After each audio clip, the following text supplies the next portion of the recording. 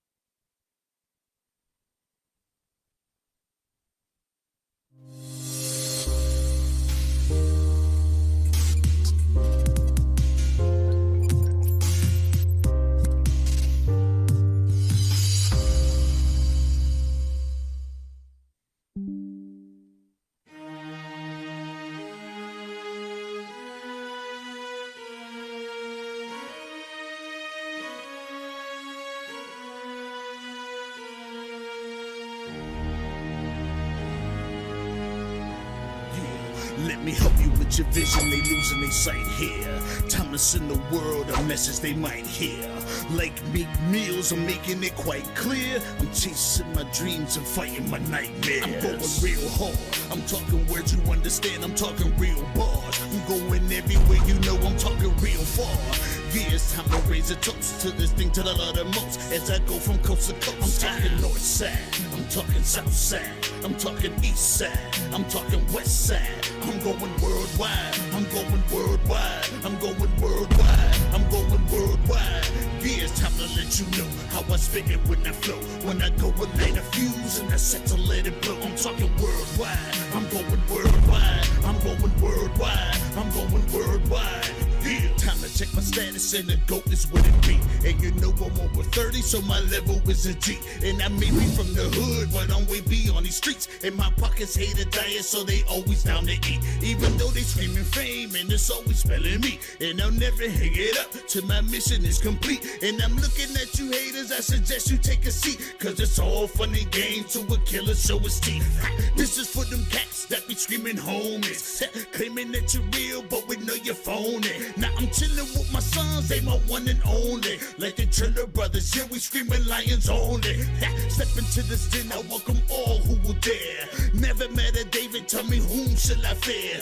Gotta rep the nation, black and gold is what I wear. If you look to your left, to your right, I'm everywhere. I'm talking worldwide, I'm going worldwide, I'm going worldwide, I'm going worldwide, yeah.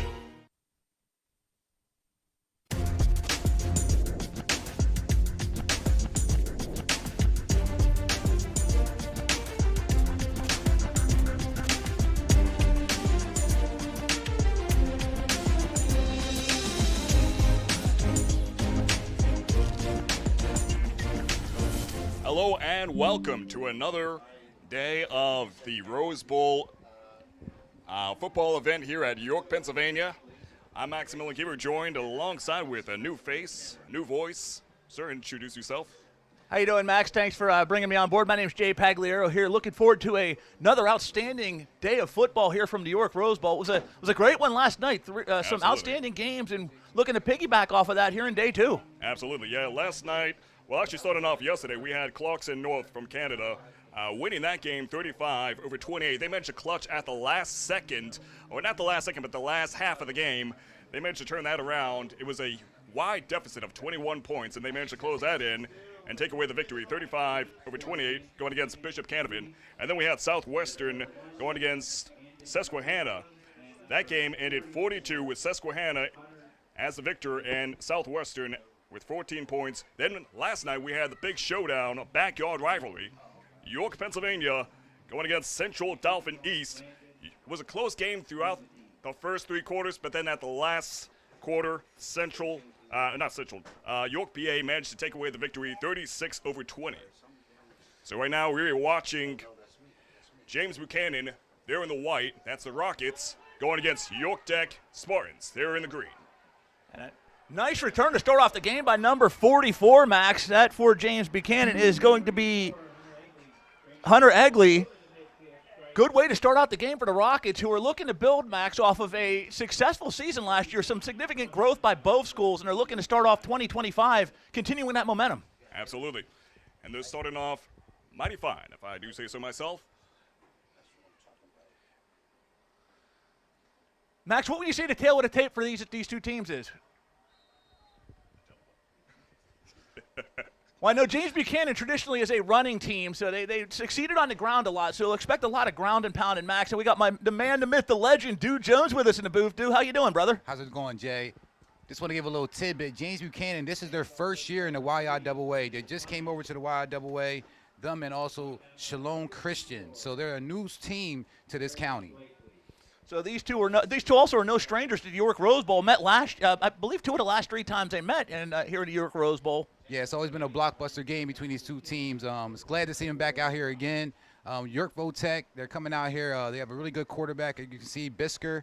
He has a lot of attention on him this year. Let's see what he can do. He got injured last year. I believe he had an injured ACL. That's why you're the legend, man. You know all the details of what's going on with the York teams, and way to feed us in on the Spartans, man.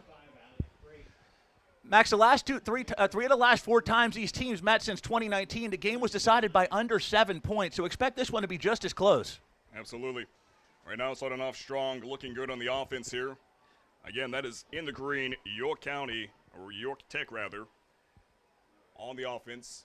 And then the white, you have James Buchanan, the Rockets. So as we speak, we have a 3rd and 9 just inside the Spartans' 40-yard line, 38 to be exact. Yeah, it's looking pretty good here right now. Looks like they're starting off with the. We got a timeout right now. Looks like there was a little bit of shift in the line there for the Rockets at James Buchanan, so a timeout was called to prevent the clock violation and a loss of yardage. Yeah, I'm wondering what their bread and butter strategy is. If they're better on the offense, or what the typical formation is, whether they start off with a pistol formation or shotgun, a pro set. I'm definitely looking forward to seeing what these two teams have in terms of defense and offense. Last night we saw a pretty good stacked game between York Tech and Central Dauphin, where the defense was pretty powerful on both sides, but the offense is definitely stronger for York Tech. Or York, Pennsylvania, rather. And a little bit about both of these teams to add on, Max. And the Rockets last year started out 3-0, which was their best start since 1994. And then you had the Spartans' first 3-game winning streak since 2009. So, again, you got a couple of teams that are trending upwards. And as Stu mentioned, they are going to be, I believe, conference rivals here starting this season. So expect to see a lot of these. And here's a play action. Nice pass over to center line. And that Nicely one. done. Brock Martin with the reception. That one goes for about 18 yards. We'll give or take a yard or two here. And it's inside the red zone for the Spartans. Yeah, it's looking very promising here for the Spartans right now. Starting off strong. 25-yard gain on the play, Max. Let's see what we have here.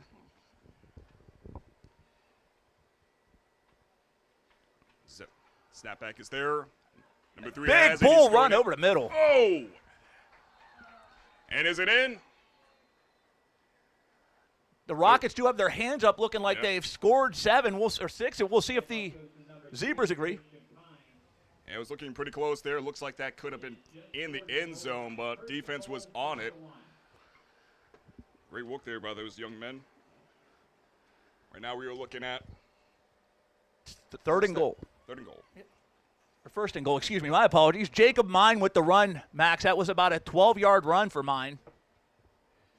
And just outside the door here of the end zone, it's James Buchanan. Getting ready for the snapback. Ball in hand, handoff, and number 14 has it, and it's in. Beautiful. I said correct, number 44. Hunter Egley with the 1-yard run, and the dead presidents are on the scoreboard. 6-0, James Buchanan. Good first drive, Max, for the Rockets.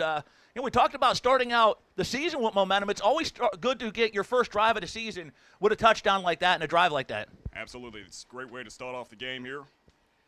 And again, that was number 44 from James Buchanan. That got that in there. That being Hunter Egley, or Eagle Eye.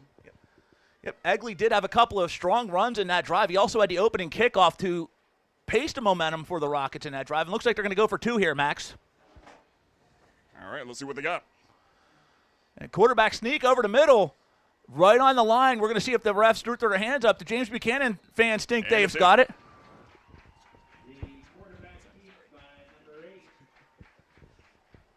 And so Josh Campbell with the successful 2-point conversion. Max, a great, as I said, drive and a good start for the Rockets. Let's see if the Spartans can capitalize and punch a score on the board themselves. Absolutely. So far, it's off to a good start here. We're now looking at 8-0. At least that is what it is for now.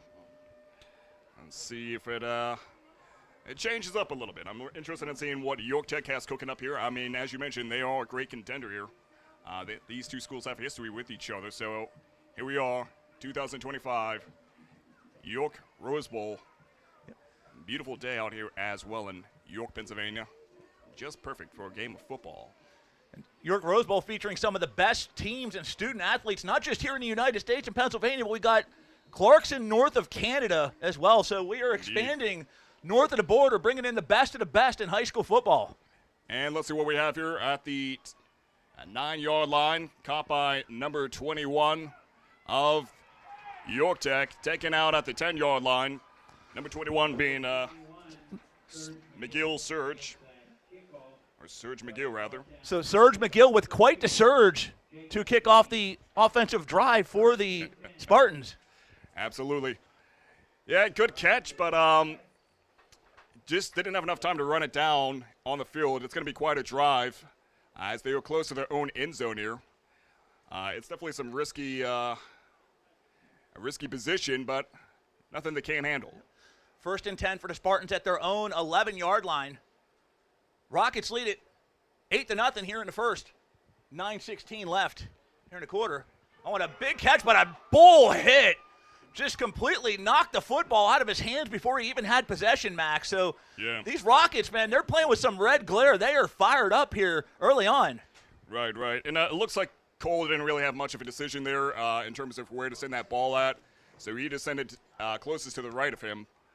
And it looks like that could have been a good play, but the defense read it quite well, and they reacted accordingly. As Max said, very, very good defensive instincts out there by the Rockets. So you're calling it well, my friend. You got a grasp of what's going on the field with these big hits that we've seen so far. I try. Right now, you're looking at Cole coordinating the field here. Shotgun formation for Cole. Handoff over the middle. Gained a few yards, some plus progress. Yeah, Surge definitely had a good run there, but couldn't make it past the defense at the 16-yard line. Right now we're looking at 3rd down and 10 at the 19-yard line. Gain of 8 on the play for Surge as he surges forward with another big play here for the Spartans. It's getting there. I promise you, at the end of this game, I'll stop using Surge puns. I mean, it's a cool name. I don't think I ever seen the name Surge. I've seen Sergio, but not Surge. I drank a Surge before I came to the game. Does that count? Right now we got a timeout here. But, yeah, it's a beautiful day here. It's day 2 of the Rose Bowl, York, PA. And year 4, actually, altogether, year 3 here in York, Pennsylvania. But originally, the first year was in Chambersburg, Pennsylvania. And now it's moved over here, the beautiful township of York, PA. And Max, after mentioning that, I'd like to take this opportunity to thank some of our fantastic sponsors on behalf of my good friends at Sports Shooting Stars.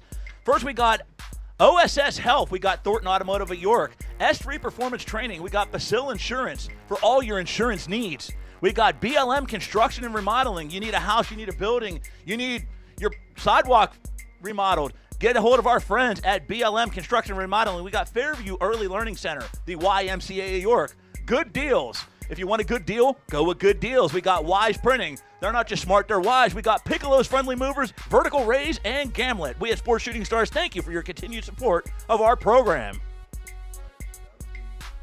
Ooh, and a botched snap.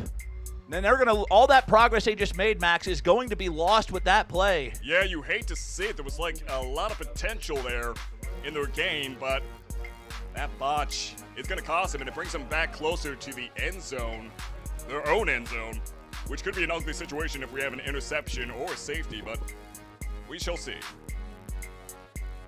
Nothing is impossible, especially for these two schools. As we said, they are great contenders with each other. So let's see what we have right now. And, another. Oh, and that's a muffed punt and a loss in the end zone. Looks like it's going to be a safety for the Rockets. Could not have asked for a better start for James Buchanan, whereas the Spartans, they're certainly going to want to put that one behind them, but that'll make the score 10-0 Buchanan. Yeah, that was an ugly situation. They lost some yardage there with that botch snapback, and that put them closer to the end zone, their own end zone, and that, yet again, another botch snapback. Definitely cost them those 2 points. However, it's still early in the game. We have just 8 minutes to go, 7 minutes and 59 seconds to be exact, here in the first quarter. And the score stands 10-0. The importance of snapping from the center. Again, they look at the glory positions, Max, do. They look at the quarterback, the wide receiver, but the center is the one that gets the action started. Two muff snaps there. One put them way back into their own territory, and then we saw the muff punt. So a snap mishandling could wind up being the difference between a fair punt and them being in their own field position or points on the board. Absolutely.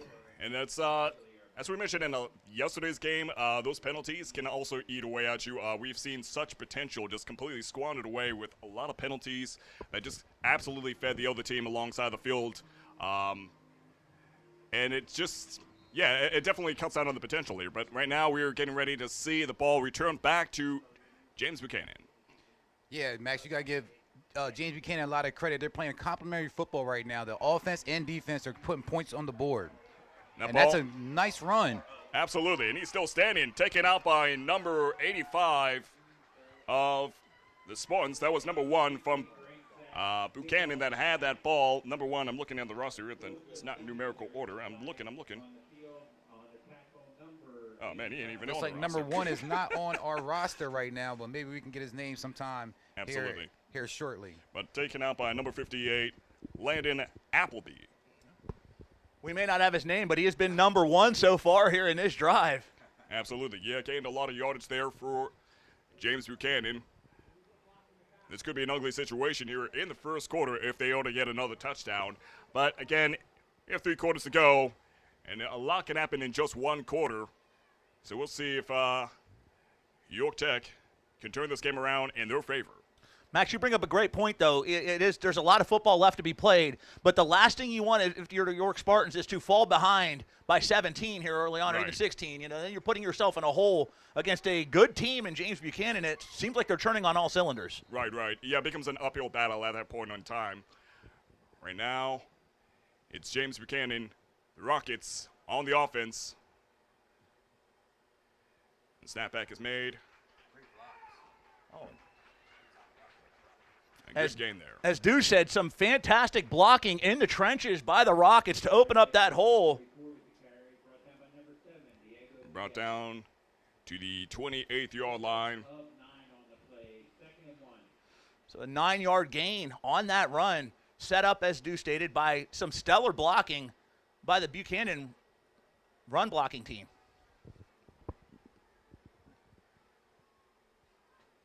Let's see what we got going on. Snapback made, handoff. And he's still going. Try to catch that number. That was number 5 that had the ball there. Number 5 being Alex Brake. And he definitely did get a breakthrough. Nicely done, Alex Brake. Down to the, let's see here. We're down to the 14-yard line. First down and 10. Alex Brake, with, like you said, the big break. And all the breaks have gone on behalf of Buchanan so far.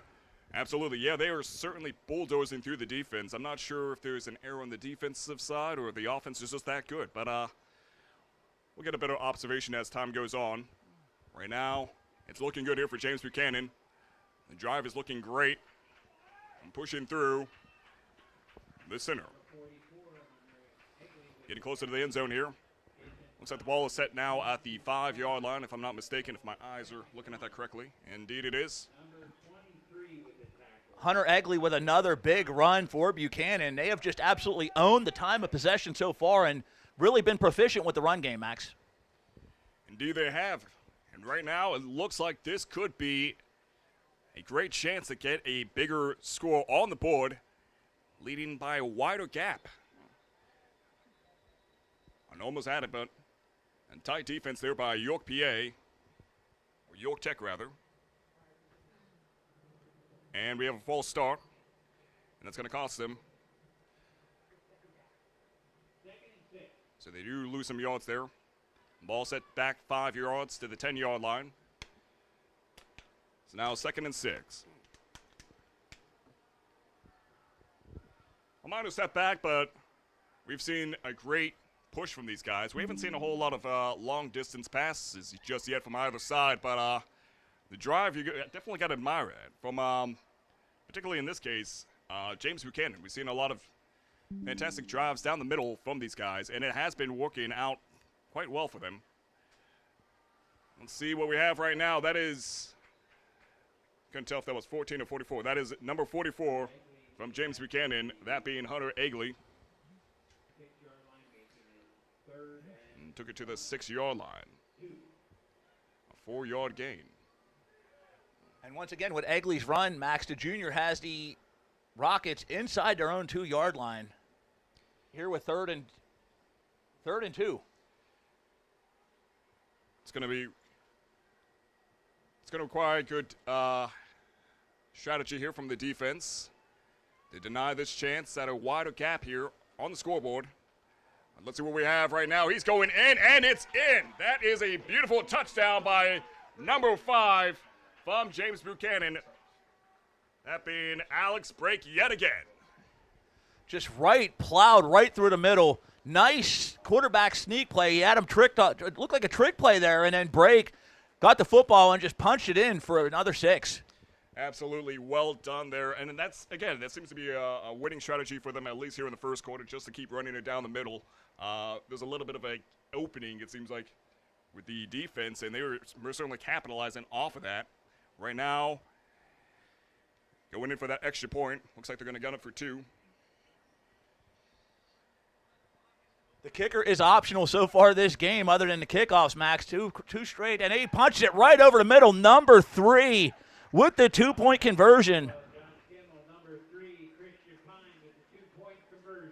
And that is Christian Pine with the successful 2-point conversion.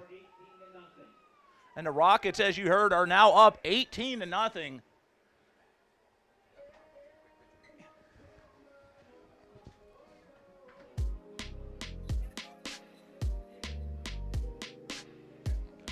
Yeah, that's a fantastic start here in the first quarter. 5 minutes and 11 seconds to go. It seems like it's been such a long game already, but right now James Buchanan is off to a fantastic start. Again, the first touchdown was by number 44, James Egley. Then we had number 5 just now with another touchdown, that being Alex Brake, followed by number 3 with the 2-point conversion. Number 3, I'm looking for the name, number 3 on here. Number 3 was Pine. Pine. Last name Pine. Okay. I said his name before, and my short-term memory is not functioning with me so well, but I know Pine with the 2-point conversion. And here we go. Number 21 with the ball, that being Serge McGill.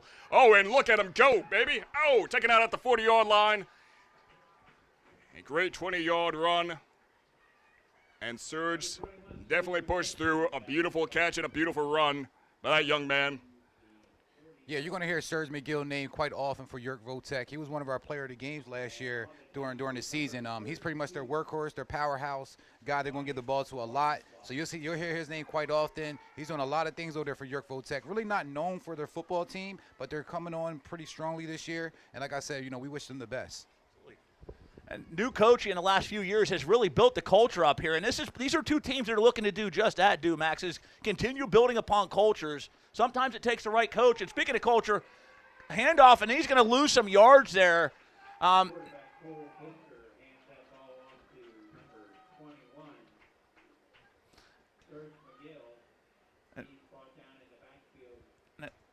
it looks like the Rockets defense.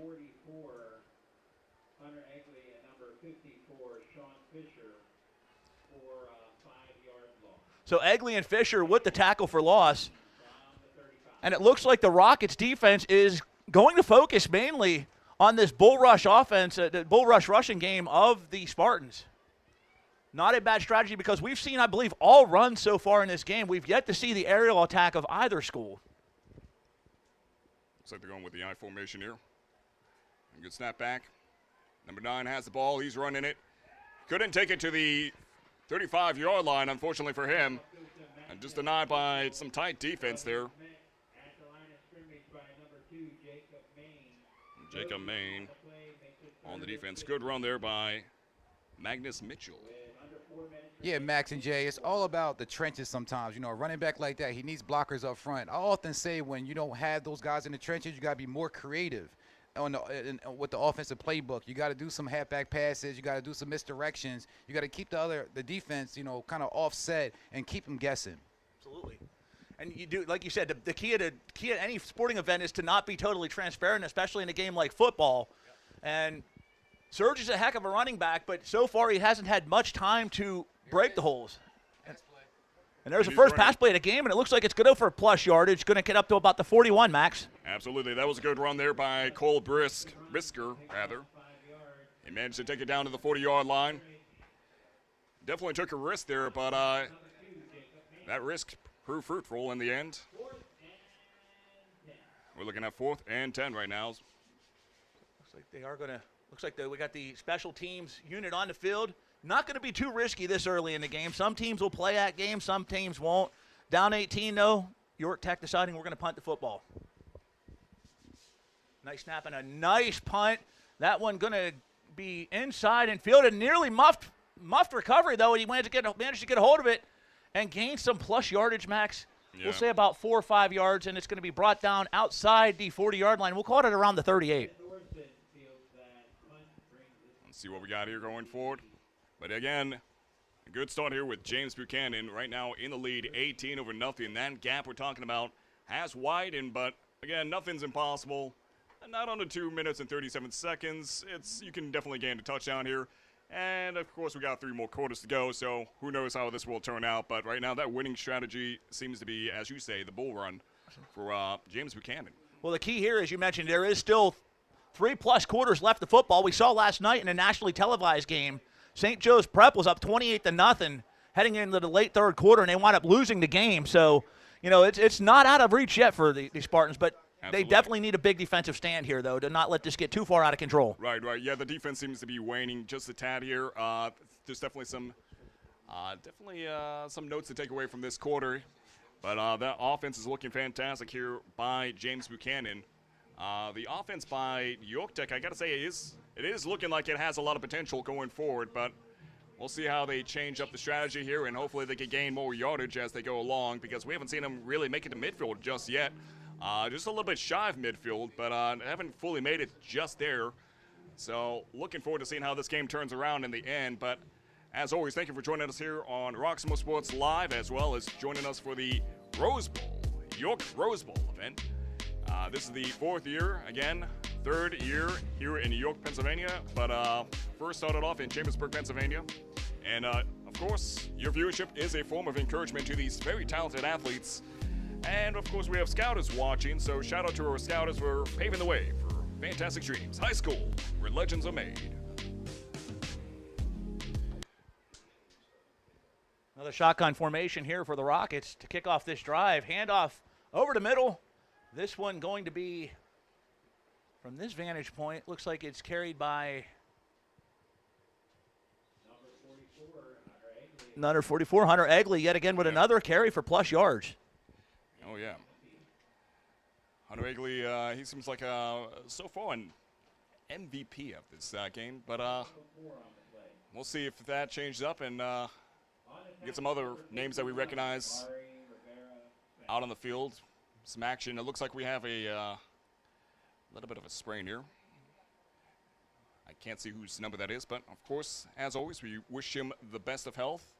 And health comes first, as well as hydration. Stay hydrated, absolutely. It's very easy to get dehydrated and not even know that you're being dehydrated. But by all means, prioritize your health and wish him a speedy recovery. And, of course, people are not trying to get roughed up before the official season begins, which is just around the corner. Can you believe the summer is almost over, man? It happened so soon. Where did the last few months go? Honestly, Max, it seems like just yesterday we all were in Cumberland Valley watching the state finals. Now here we are, high school football season kicked off, and it seems like we blinked and it went from December to almost September in a heartbeat. Absolutely, but summer's not over yet. Official season of football is around the corner, but still a lot of practice to do, and it's still a lot of summer to do as well. Take it from somebody that lives only an hour away from the coastline. I go to the beach every weekend. The water's actually pretty decent along the East Coast. Even on a 70-degree day, it's actually really decent, and you don't want to leave the water. So there's still a lot of summertime fun to get in there. Yeah, one thing I noticed about the first game of the season or the first 2 weeks of the season, you'll see a lot of cramps. You'll see a lot of guys kind of stiffen up a little bit. They got to get acclimated into the football, playing field and things like that, man. But you actually see that a lot in the first 2 weeks of the season. Absolutely. And practice is one thing. I mean, these kids have been practicing since the end of July, beginning of August. But once the game starts, it's a different kind of stamina that's needed. Yeah, a lot of growing pains here in the start of the game. And of course, the psychology changes up when you're practicing with your team. But when you're in a skirmish, I mean, you're going up against another team. Their strategies, it changes everything up. But these skirmishes definitely paved the way for a fantastic season. Right now, it's James Buchanan on the offense. You're looking at 3rd and 1 at the 37-yard line. Hunter Ergley yet again with another big run there, Max. This one for 5 yards as the Rockets try to get inside the Spartan territory. And here we go. Good handoff, pushing it down the middle, taking out at the, oh no, he's still alive. He's still going. Here we go, Alex Brake with another breakthrough. And he takes at the distance, Max. That has to be over a 50-yard run. Looked like he was down, and he snuck right past him for 6. Man, Alex Brake with another fantastic touchdown, starting off this quarter. Actually, the quarter hasn't even ended. What am I just saying? They started out that such possession. a long game, man. But we're just getting started, my brother. We're just getting started. Oh, man. Tremendous run to the house by Max. Yeah, 24 points now on the board. Alex Brake. And right now, we're looking at number 9. That's going to be Wyatt. Actually, excuse me, that's going to be Finn Lorson. And it's good. And Finn is Finn for the first extra point of the game. 25 is now on the board here.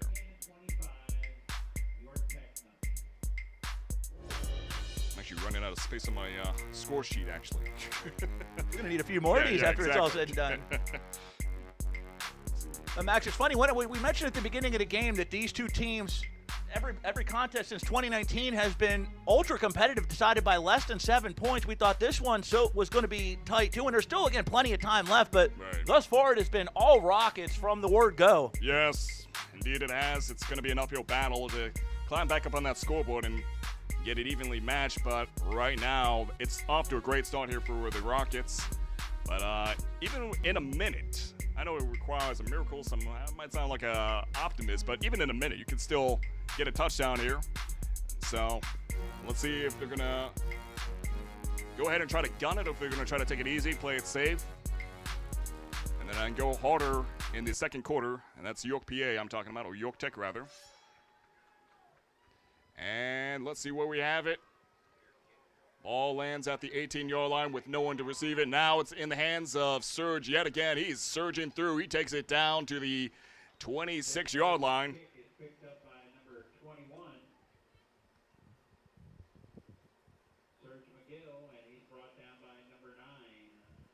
And he's brought down by number 9. So the kicker doing a little bit of double duty with the good kickoff, and then he managed to make the tackle, stop any further progress. Absolutely. Yeah, good run there by Surge and good tackle by Finn Larson. Right now, ball is set at the 27th-yard line. First down and 10. York Tech on the offense. 1 minute and 12 seconds. And a good drive here to close out the first quarter would certainly be beneficial for York Tech. Nice pass. That one goes just a little bit over the head of his wide receiver. Now, you played football in the past. What would you say would be the go-to strategy in this case? Well, you got 1 minute and 8 seconds on the clock, you know? I mean, at this point, you take any points any way you can get them. I would continue to rely on Surge, who looks like the bell cow. And as Dew said, he is a guy who is constantly produced for York Tech in the past. So heavy dose of the run, mix in some of the pass, but try not to have too many 4 and outs. That's my strategy. Get the first score on the board here, Max, for them would be, I think, the big step in the right direction. Absolutely. And right now you're looking at number 4, that being Cole Bisker, getting sacked there by the defense. Mighty fine rush by James Buchanan. Brock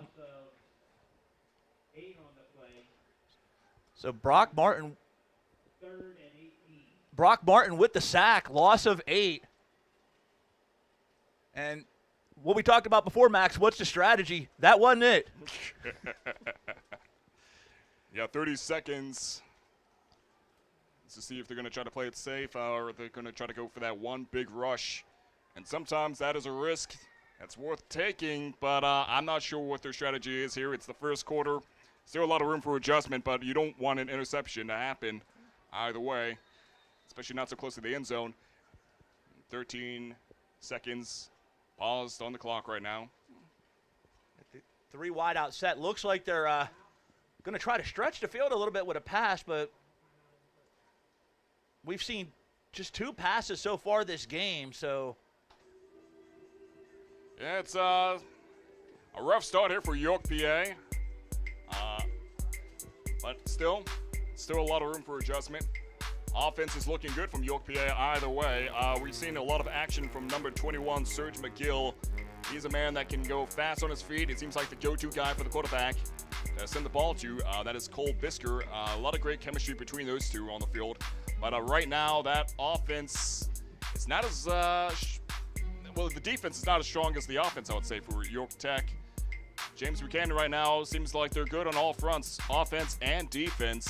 Let's see if the strategy changes up here for York Tech going forward. But yeah, it seems like the defense, if I'm not mistaken, that's kind of costing them the game here. I tell you what, Max, I love to see Serge McGill get into the Wildcat. Get a direct snap and see if you can get some yardage off of that. They don't often say if you want a first down, there's 3 yards in a cloud of dust. Just keep working the ball. You don't want to give James Buchanan the ball back. You just want to keep on grinding the game out and wasting as much time off the clock as possible. Because right now, James Buchanan is on fire with already 25 points in the first quarter. Absolutely. Sorry. Yeah, first quarter already. And look at that sail. Oh, man. Almost had it at the 48-yard line. Number 9, that being Magnus Mitchell. And I tell you what, Jay, it's almost like James Buchanan is coming in this game as they have something to prove. This is their first year in the YIAA. They're the new kids on the block. So they're coming into this game almost like they have something to prove. They know people are watching, and they know they're new to the league.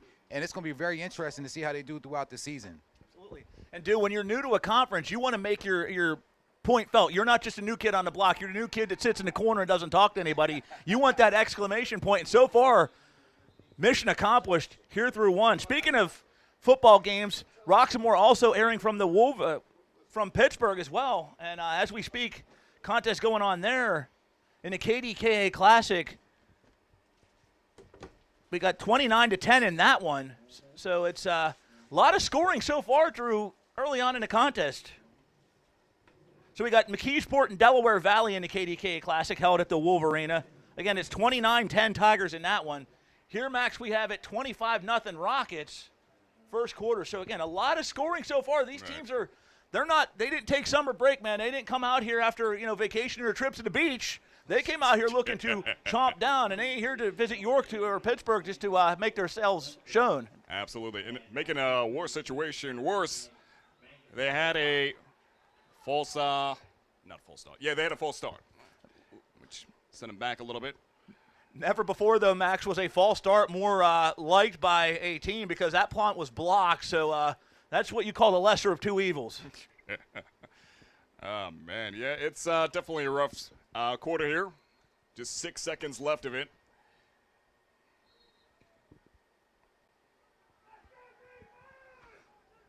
And he muffs the punt again. And he's lost back inside their own 1-yard line. Buchanan will take over in tremendous field position. Oh, man.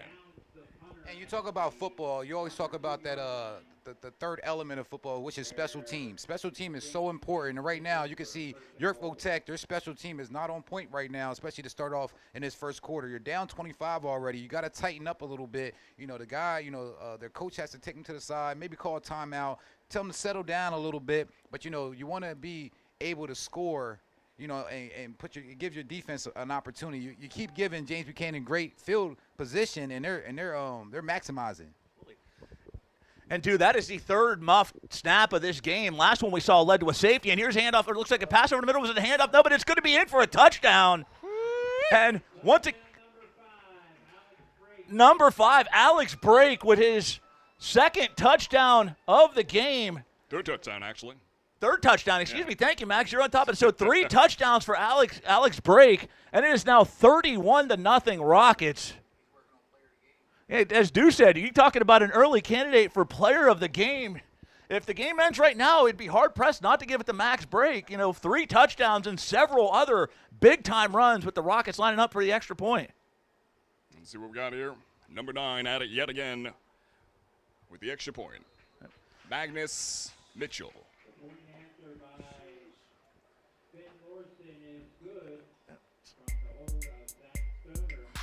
Well, I'm looking at the wrong name. That's not. Number 9 being Roxamore. Hey, wait, never mind. That was Finn Lorson. Yes, sir. All right.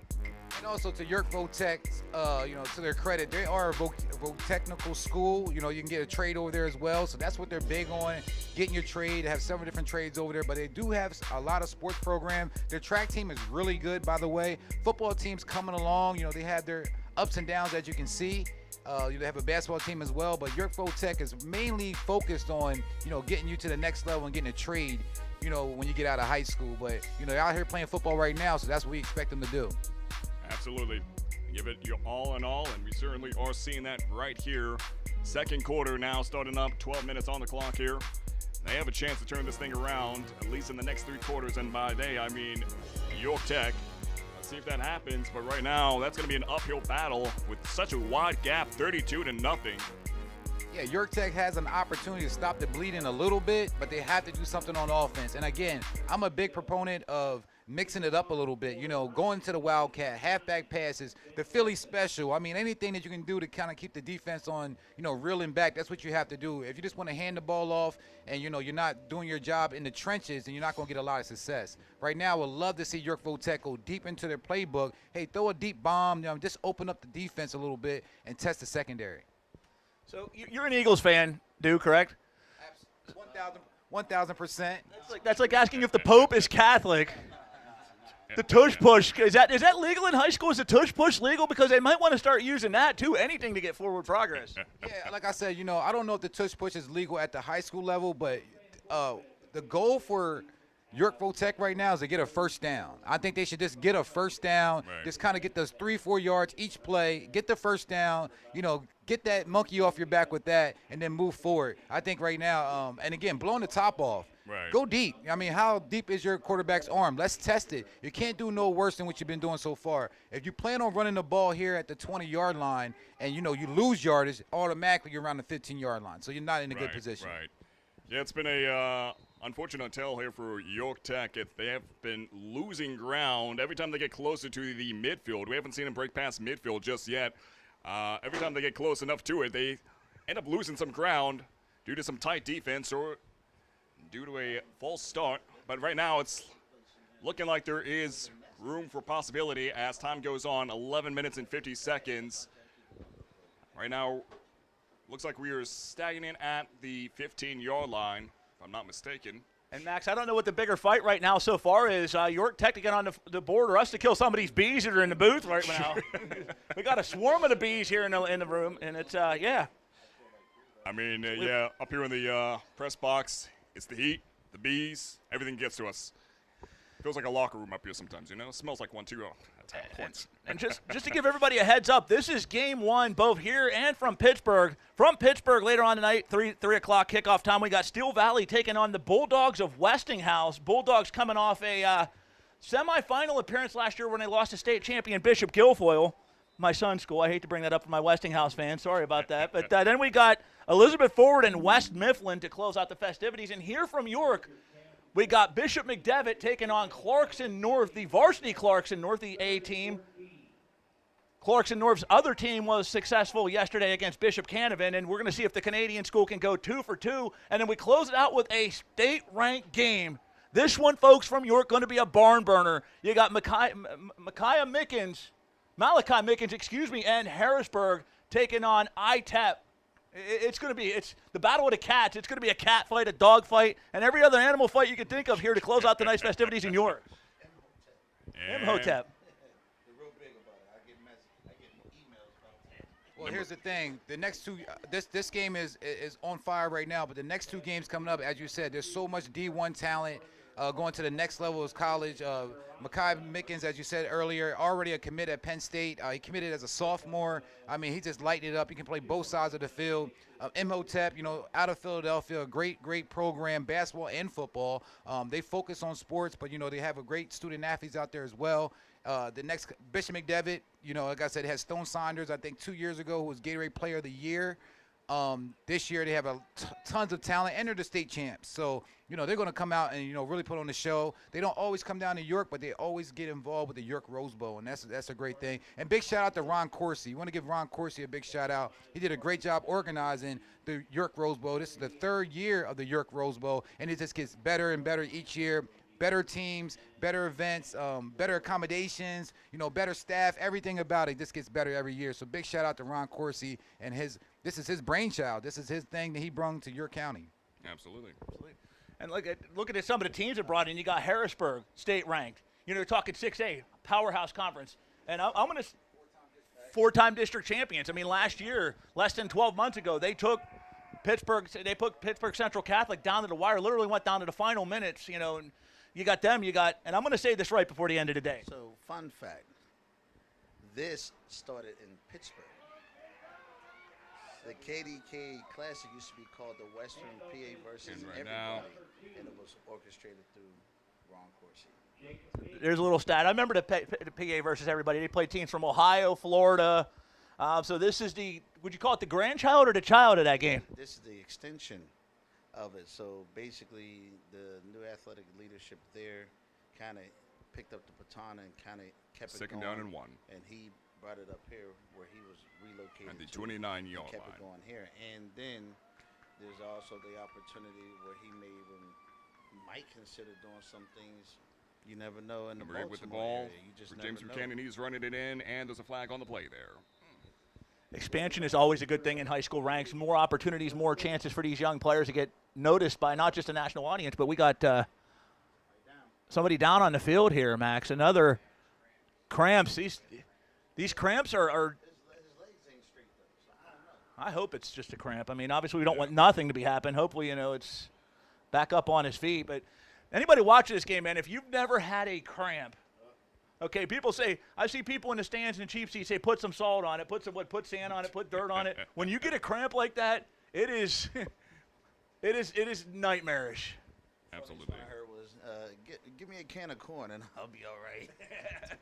That used to work when we were younger. Now it just gives us beats and bruises and trips to the ER. Now they want you to drink pickle juice or something like that. I'll drink the pickle juice. Do you guys follow MMA at all? Okay, Lyota Machida used to have a different kind of pickle juice he drank to prevent from cramps, and I don't recommend that. That's not something that, Yeah, it's. Why not drink a stiff glass of it the day before a game? What Machida drank? I'm not drinking a stiff glass of nothing like that, my man. That's a little too. I'll take the cramps first. A stiff glass of pickle juice the day before a game. Get your body ready. You got to take care of your body. I mean, I train fighters, so I know all about you got to do all kinds of stuff to take care of your body because we help people cut 15, 20 pounds just to fight. So, and then you don't want to cramp up and pull a muscle on the day of. It's just, You will see some of these fighters drop. You'll see guys that naturally walk around at 250, 260 pounds that are fighting at 185. So it's no joke. Absolutely. Unfortunately, we all aren't slim and trim like my man Max here, who looks like he loses 10 pounds just smiling. Yeah, that's the beauty of being an ectomorph, You can eat as much as you want. At one point, I thought I was a god and I could just eat as much as I could possibly eat and not gain any weight, but I gained a little bit of a belly over the course of time, Wow. It caught up with me. I still can't stand your metabolism. I like you personally. You're a great partner and a great dude, but your metabolism, the older we get, the more we wish it. And by the way, for the record, for those wanting to know, I think the bee has been sacrificed to the gods. It's been neutralized. My man in the booth here taking care of the bee so we don't get stung. You don't want to see us doing any happy dances, especially me. DJ Amari. From third floor. From the third floor. I'm going to get that right by the time I get the team that Harrisburg's playing, right? I promise you, but I'm going to get one of them right here before the end of this game. The Bruh Man. The Bruh Man from the third floor. Third floor. And I apologize, folks. We shouldn't be making light now when somebody's down on the field. We're trying to make you smile. This ain't golf. This is football. It's all right. People watch golf. No, yeah. Yeah. Oof. I play golf. Not very good. Commentating for it can be so dry. Yeah. I mean, there's some sports that are just better to watch in person, some sports that are just better to play, and there's some sports that's better just avoid it altogether, so. And also, you want to give a big shout out to the medical staff that's here at the Yurkai Field. Again, Ron Corsi did a great job of making sure that we have legit medical staff here. The athletic directors and trainers are here assisting the young man that's down on the field right now. We wish him nothing but the best. Absolutely. As he's down on the field. Like I said, this is extended stay right there with him on the field, so we want to make sure he's okay. I'm confident that he'll get to his feet. We'll clap it up for him and things like that. But as you can see, there's about 4, 5, 6 different medical staff around there. And you got to give Ron Corsi a lot of credit for having that staff on the field, because football is a contact sport. And you can get hurt at any time. Absolutely. Yeah. Yeah, definitely. And then you see the Spartans leaned over, and so definitely a concerning situation here. So Max, you're by the shore. What shore are you by? You gotta fill our listening audience in. You live right by the beach. Where are you talking? Philadelphia. Philadelphia. Yeah, Okay. yeah. I lived in Pittsburgh, then Minneapolis, then Duluth, and then back to Philadelphia. So, Okay. yeah. I must say that is quite the. You went from Philadelphia to Pittsburgh to Duluth to Minneapolis, or in some order. That's like 4 different worlds there, my man. He's still a Steelers fan. Yeah, I even had a cousin on the Steelers. Colton Hasselrig, rest in peace. And, You were related to Hasselrig. Yeah. Colton Hasselrig, he was my cousin, and then my other cousin is Artrell Hawkins, played for the Bengals. Yeah, so, has a podcast going with Joe Thomas. I'm not too sure myself. Or maybe it's Andrew. Maybe it's Andrew that has the podcast. Artrell actually was going to be the coach of Bishop McCourt there briefly, and then things unfortunately. But Hasselrig, man, your cousin, not only an incredible football player, but one of the best prep wrestlers the state of Pennsylvania has ever seen. When somebody like Kurt Angle says you are a beast to wrestle, we all know how good Kurt Angle was. It's true. Hasselrig was that dude, though. Hasselrig was, and he managed to turn his wrestling success into a successful football career as well. So rest in peace to him, man. Yeah, great man, just great mentor. Yeah, it's definitely a big shock in the family when he passed away, but legends live on, man. Looks like the injury has been cleared off the field. Actually, maybe not. Yeah, this is. He's been down there too long. Can't figure it out in 3 to 5 minutes. So, no, it's. You have to escalate the situation. Yeah, got the stretcher coming out here. Hip. So, our man in the booth said it's going for the hip, so that's not good. Yeah, wishing him a good recovery. And here comes Max. Here comes the stretcher. Yeah. Definitely not ideal to get injured this early before the season begins, but I mean, as always, we wish him a good recovery. Health comes first. And again, shout out to all the responders here on the field as well as. There is not a more important person on this field than the people that are keeping them safe. That's with respect to the football players, it's the people like this to take care of unfortunate situations. Well, while we're doing this, folks, I'd like to take this opportunity to thank our sponsors. Sports Shooting Star would like to thank these who are season-long with us. We got OSS Health. We got Thornton Automotive of York, S3 Performance Training. We got Basil Insurance, BLM Construction and Remodeling. We got Fairview Early Learning Center, the YMCA of York. We got good deals, Max. You get plenty of good deals at good deals. We got Wise Printing, Piccolo's Friendly Movers, Vertical Race, and Gamlet. We at Sports Shooting Stars thank you for your continued support of our program. And if you're interested in sponsoring Sports Shooting Stars, please reach out to social media or send us an email at sportsshootingstars.com. Once again, that's sportsshootingstars.com.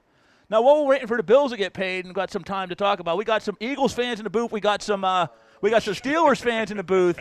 All right, Max, I'm gonna throw it to you first. What do you see the Steelers doing this year? You think Aaron Rodgers can lead them back? You think this is Tomlin's last year? Where do we go with that? I'm not too sure. I haven't actually kept track of it. I might be honest, man. Well, let me just put it this way. I'm a Steelers fan through and through, so that's even when I lived in New Jersey, I was always a Steelers fan, so I'm going to die one. Fair enough. All right, my man. We got my man next to you. What do you see the Steelers doing this year? Right now is yet to be determined. They are still trying to find their chemistry. They're trying to find their strengths. Their flaws are very apparent. They're trying to figure out what they're going to do on a quarterback stretch. Aaron Rodgers not being in for any of the preseason games is a statement in itself. Don't know if that's an actual good thing or not, but I think repetition is the most important thing. And of course, and nobody wants to get hurt, especially during a preseason game. So we don't know what's being communicated over there with their strategy, but strategy is everything. On the defensive front, Pittsburgh has always remained pretty strong and a high effective performing operation engine, but they tend to be the reason why most of the games are won. So sometimes you just want to see a better balance on offense and on defense when it comes to their performance. So offense definitely has some hiccups and they got to get some things figured out. But my thing is gratefulness and mindset is always going to play a huge part. Why? Because if you're getting paid $1 million to catch a ball, you can put that ball anywhere near me. I'll catch it with my teeth. Some people just look at it like, I got my $1 million already, and they just, they kind of half-tail it, so to speak. I'll say it the corporate and political way. And I think there's quite a bit of that on our Steelers offense. Some of them are just a little cushy, just a little bit, and I don't think they give it their all, and so yet to be seen. Well, it's going to be a new look offense. We got gone George Pickens. We got, Russell Wilson, new quarterback, and you said Aaron Rodgers. Name I'm looking forward to, the running back, Caleb Johnson, the rookie out of Iowa. This guy is a bulldozer, man. When he hits the hole, you better get out of the way or you're going to get drugged with him. So going to be interesting on offense, but the defensive side of things, and I promise you, we're going to get to the pro football team here in a minute. But the defense, the big question I have about the Steelers, though, the lengthy holdout of T.J. Watt, now the holdout of Hayward. I know it's a business. These guys want to get paid, and your next contract may be your last, especially when you're that age. But how much of this holdout is going to be a disruption to them and the team as a whole? Well, I want to summarize what Rock was saying. He just pretty much saying they're going to have a 9-7 season again. So, that with all that being said, it's all good, though. It's all good. This is still a sports broadcast. This will not turn into no podcast. However, we can debate this all day, every day, at any time of the day, especially with someone who knows this pretty much topic through and through, thick and thin. So the Pittsburgh Steelers are going to, if they find their chemistry, they're extremely dangerous. Why? Because they can do a lot in 2 minutes. What you don't know about the Steelers is that they can do everything in the second half of the game. You can look at the history of them. In the first half of the game, they don't really play strong, but the second half of the game, they play something amazing. What does that mean? They dig down deep, and they find it. So when they find it, they put it out there. What we like to see happen is it happen all 4 quarters, not just the last 2 quarters. The Steelers always perform their strongest in the last 2 minutes of every quarter. That was one of the things Big Ben was known for. He can get the ball down the field and literally score a touchdown in less than 2 minutes of any game. So it all comes to what we're not doing. What the Eagles was doing was playing possession holdout. That's like it's like a new hot potato game. They like to play possession holdout. Well, and I want to make sure that we have the ball at the very end of the game so that we can just run out the clock as they did with the Kansas City Chiefs. And that's Mike Tomlin. Let's be honest, that's been historic Pittsburgh Steeler football going all the way back to the Steel Curtain. The running duo with Franco Harris and Rocky Blyer. Do I know you want to say something about that Eagles comment? Though you got up and ran over here to grab that mic. I said you got to say something about what he mentioned about the Eagles. It's all good. All I got to say is you got to change with the times. Roethlisberger has been out the game for about 10, 15 years. The Eagles been to the Super Bowl 3 times in the last 7 years. So, you got to change with the times. I do like Tomlin, though. I'm a big, I don't hate on Pittsburgh Steelers fans. I do like Tomlin. I think he does a great job as a coach.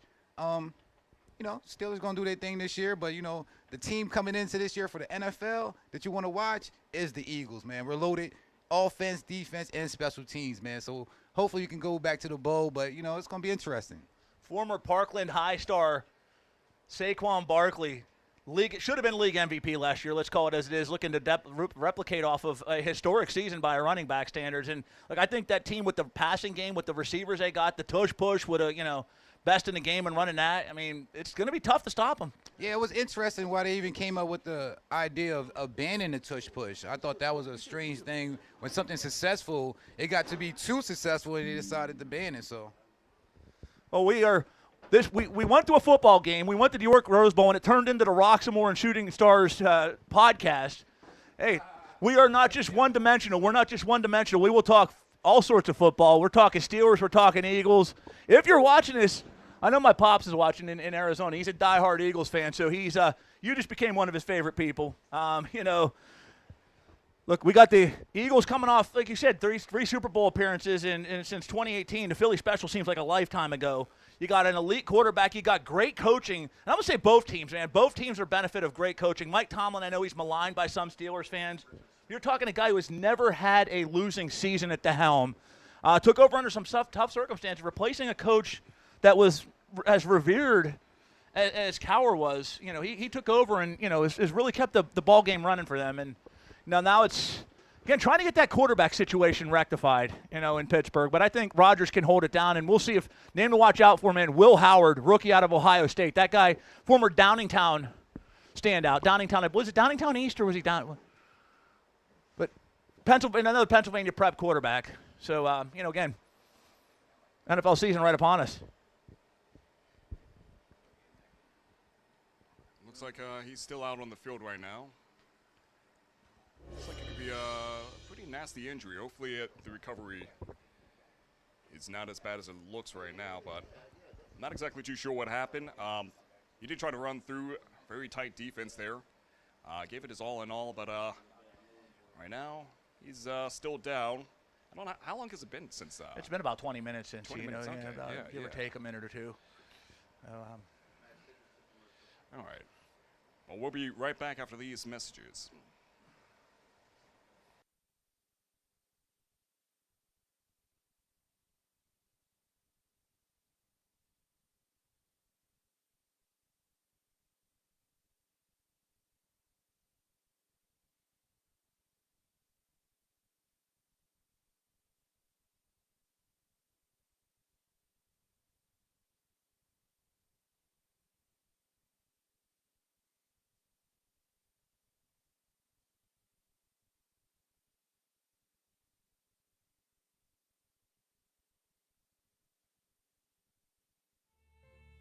It's Cam Welter, and you're watching Sports Here live on Roxamore Sports Network. I felt like I showed how much of a leader I am on and off the field, and it's just setting a good example for my name. I have a 4.0 GPA right now, and I think my GPA is that high because I go to class on time, I stay in class and do my work, keep up with my assignments, and just preparing for tests. Just try to stay ahead of the game. Once you fall behind, it's way harder to get back in front and try to be successful. So just stay in front of everything, all the work, all the preparation, it just makes it a lot easier. I would say my parents for sure. They've been there for me since I was younger with playing sports and just in my life, setting good examples for me, showing me what to do, and just taking me everywhere on AAU trips for basketball, taking me everywhere for 7-on-7 and football. Them just always there supporting me. It matters. Just so my whole family can watch me. Every Friday night, I got family from California to Florida to Virginia watching me play. And, getting texts after the game from them, knowing that they were able to watch me, it's a great feeling. I'm Cam Welter. You can always see me do my thing on Roxamore Sports Network.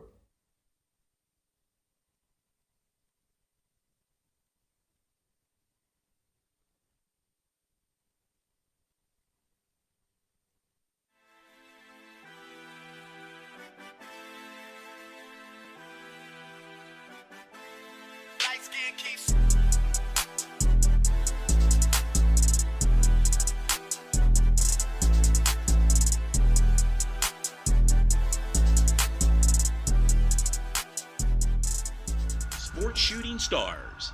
We bring the game to you.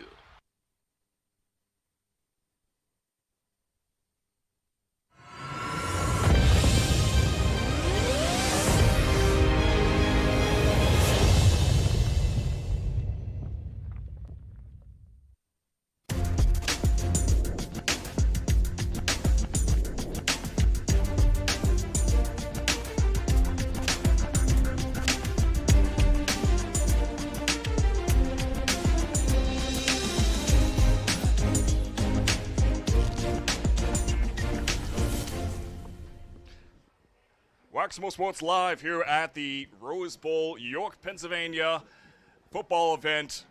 We are back in the action 10 minutes and 20 seconds ago here in the second quarter. That player that was out for a good whopping 20 minutes was number 18, Joel Henry. We wish him a good recovery. Kind of been concerned there for a while. I mean, he was just down on the field. But, again, shout out to our special first responders. And right now we are back in the action of things. The score is 32-0 with James Buchanan in the lead here. And Max, a big play, a big momentum shift may have just gone to the Spartans first of the game. So that was a fumble. So Don Martin with the recovery, and the Spartans will get the football here with 10:07 left in the half. Down by 32. Hopefully, it's a good chance for them to capitalize and gain some of this momentum and get something going here in the second quarter. Absolutely. Yeah, I mean, we've been seeing a whole lot of action here from James Buchanan. A lot of touchdowns, namely from number 5, Alex Brake. 3 touchdowns to his name. And then one from Hunter Eagley. So right now, they got quite a ways to go, York Tech. But let's see where we are here in the second quarter. First down and 10. Back in the shotgun, nice throw over the middle, and that's going to be just in and out of the hands. Oh, man, that hurts. That looked like that could have been just a nice opportunity for a clean breakthrough, but in the hands and out of the hands. And again, we mentioned that it's hard to – I don't think they've made it to midfield yet, have they? No, sir, not at this is, I think, the furthest possession they've had so far. I mean, they've had a couple of drives there where they've, gained 6-7 yards, but have not got a first down this game, haven't made it past midfield. Yeah, so here's opportunity for our first here. Let's see what we got going on. Here's second down and 10. Quarterback tries to run it through. Gets taken out at the 35-yard line. Ran from the 30-yard line, just a 5-yard distance. Third down and 10. Credited as a sack for the Rockets. And Brock Martin with the sack. That is his second of the game.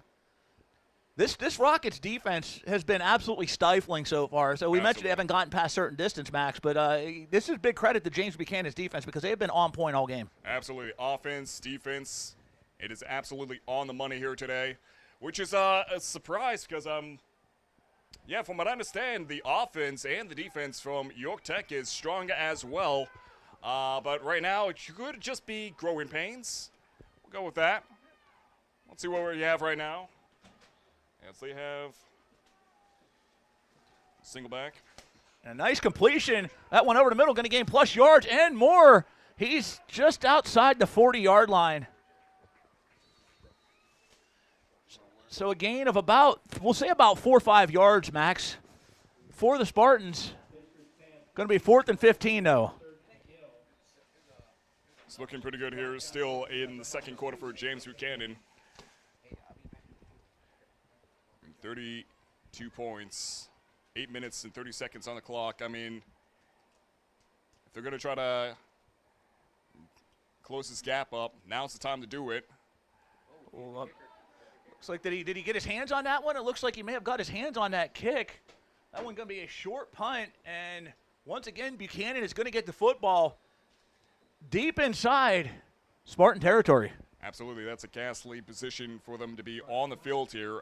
York Tech has to have really strong defense because we've seen time and time again James Buchanan just absolutely pushing them down the field, and then we've seen 2 safeties here in this game, which is a ugly situation for York Tech. Absolutely, Max. Special teams has certainly come back to haunt York Tech so far. We've had a couple of muff punts. We had that looks like a quasi-blocked one from this vantage point. As Duke said earlier, special teams is almost a fourth wall in football, and it certainly has not done well for them so far. Here we go. Fantastic quarterback sending it in deep, but it is no good. The ball was way ahead of anyone to receive it, but great defense there by York Tech. I'm trying to see whose number that is. I believe that's number 8. and took out number 1. Number 1 is still a mystery to us because he is not on the roster here, but number 8, that is Xavier Torres from York Tech with the tackle.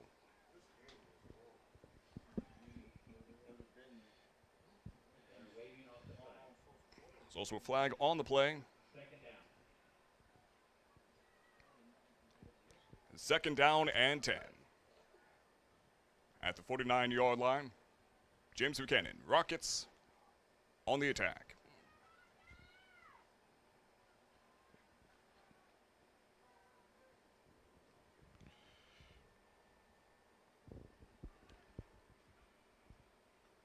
And here we go. Handoff over the middle. This one is going to be number 44, and he busts through some holes, and he is still on his feet. Drugged down at about the 20-yard line. Man, that was a good run. It looks like he almost had a clean breakaway. But a fabulous run there by number 44. That being Hunter Egley, again, with another monster run. This one marked down at the 20-yard line. Once again, the Rockets find themselves inside and in the red zone and deep in Spartan territory, already up by 32. Absolutely. Let's see what we got. They're getting closer and closer. Right now, we're at the 20-yard line, and he's going to try to run it through number 3, and he's looking good, and he's taken down just at the 5-yard line. Number 3 being Number 3 is going to be with a monster run there. Is he on the roster? Yeah, I don't see his name on there. I believe his name is Pine, if I'm not mistaken. Yeah, that is definitely, that's Pine. Yep. Yeah.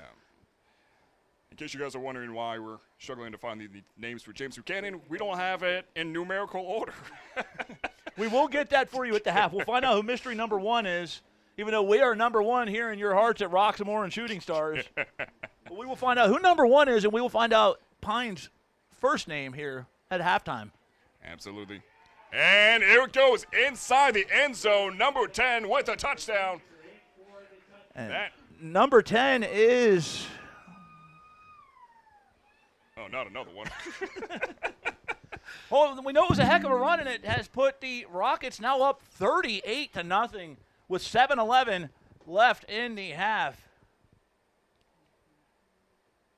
Again, I can't emphasize this enough, Max. You could not have asked for a better start for James Buchanan to this game, and talk about a momentum builder for the season. Again, it's too soon to really say this game is in the books because we still got a lot of football left, but when you're down 38, that's a big hole to climb. So, again, if you're a James Buchanan Rockets fan, Absolutely. There's a lot of reason for momentum or a lot of reason for hope in the season after seeing what we've seen so far here at the York Rose Bowl. And James Buchanan's number 10 is actually Zach Stoner. I had to go to another roster to find it, but lo and behold, that was Zach Stoner with that touchdown. Beautifully done there.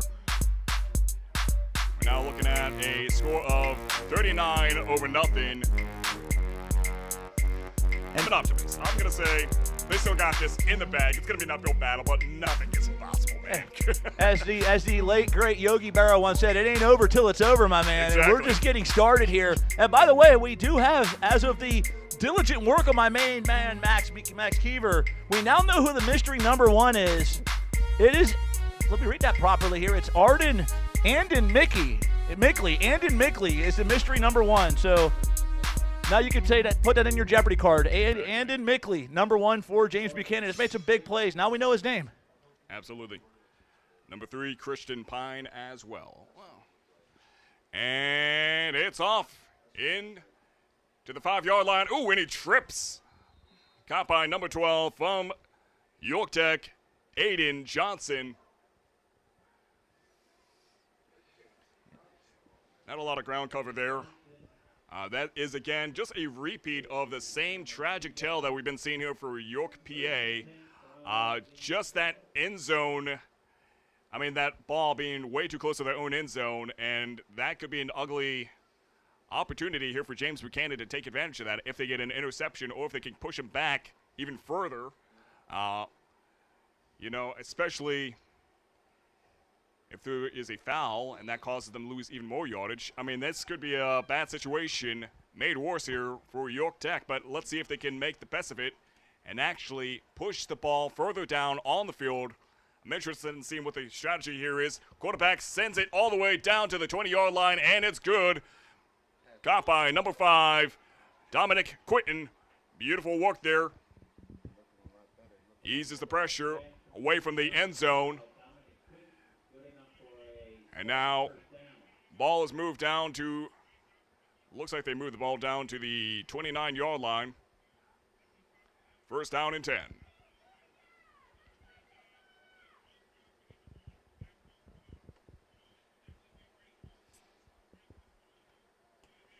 Getting some ground here.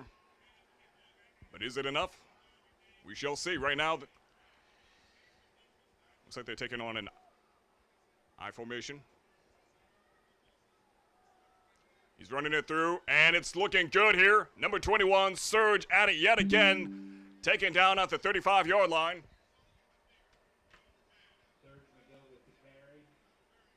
Definitely want to get the football more into Serge McGill's hands because he has been the one that, on the offense that's been really keeping the Spartans somewhat going here in a game like this. So.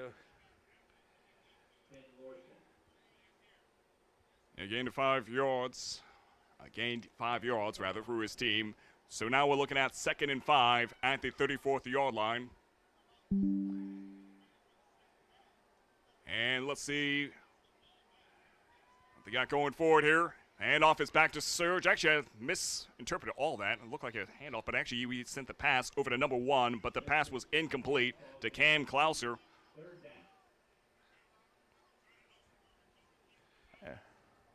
Third down and 5. Now, in this situation, what would you go with? In this play, we're talking at 3rd and 5. I'm going to try to hand it off to Surge and see if he can gain that first down. He's been some of his runs. I mean, he's worked against an offensive line, and it hasn't given him any holes, but he's managed to get some tough runs. I think he could pull a 5-yard run out and, keep this clock going, keep this drive going. Would be one of the first downs of the game. So a run would be a big play for them right there. Yeah, he's been most certainly a bulldozer here as he's been gaining some ground for his team. He's not afraid to run it straight, and he's not afraid to run it sideways. He's looking fantastic here right now. I'm trying to see where that ball's at. Okay. It's with Surge yet again. They did lose some ground there, unfortunately for them. It looks like they got pushed back to the 28th-yard line. And down on their side of the field still have yet to break to middle field. So the ball is now set at the actually, I misinterpreted that. It's set down at the 34th-yard line, and it's 4th down and 5th. Punts the ball. Max, he looks like he got his hands on it there again. Yeah. Another muffed special teams play for York Tech. That's been the tail of the tape, unfortunately, for the Spartans so far this game. Right. Yeah, definitely not a good first half for them here, but still the second half. 4 minutes, actually 5 minutes, basically. 4 minutes and 59 seconds left of this second quarter here. Let's see what we got right now. It is back to their side of the field, more or less, at the 48-yard line. This time, James Buchanan on the offense yet again. First down and 10.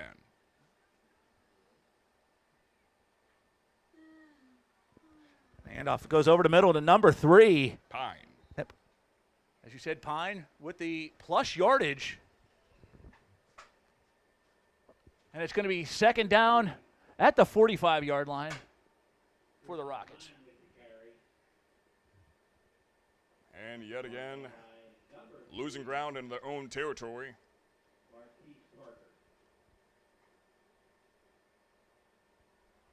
I'm looking at second down and 7 at the 45-yard line.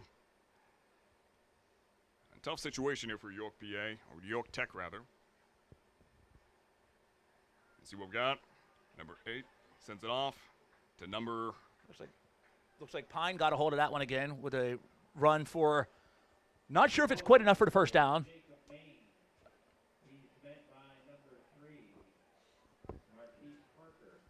Actually, correction. According to the booth, it was Jacob Main, number 2 with the run. And that one going to be a gain of 4 yards. Going to be third down, Max. Third down and third. At the 41-yard line. Third down and 3 yards to go. It's a tough situation here. But let's see if defense can hold him back. What a great call that was. Oh. What a big, good team cumulative effort with the tackle there. Absolutely. Talk about manpower, man. As soon as the ball touched his hands, York Tech said, no, sir, ain't going to get any more yards off of our expense. I'm sick of it, man.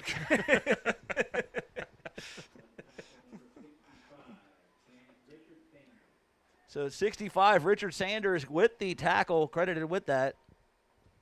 And we're going to have a 4th down. 3 minutes. Surprisingly, the Rockets going to go for it here, Max, on 4th down.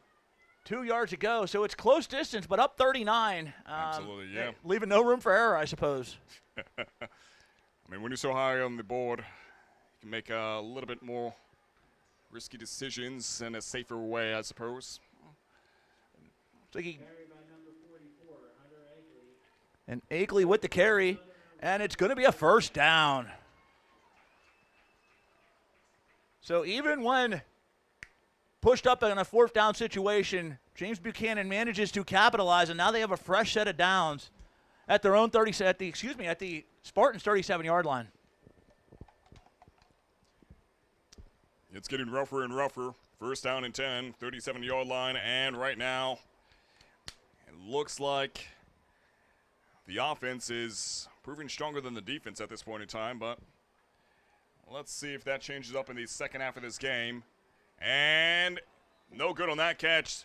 A pass from number 8, the quarterback, that being Joshua Kimmel, and sent over to intended for Jacob Maine. Jacob Maine. And Maine had a hold of it in and out of his hands, though. Incomplete pass. Nice pass and a nice effort by Maine, but catching a football is a lot easier said than done. Absolutely. That's for sure. It was definitely a good read there by the quarterback, number 8. I forget the names just that quickly off the top of my head. It is Joshua Kimmel. Good pass there by Joshua Kimmel.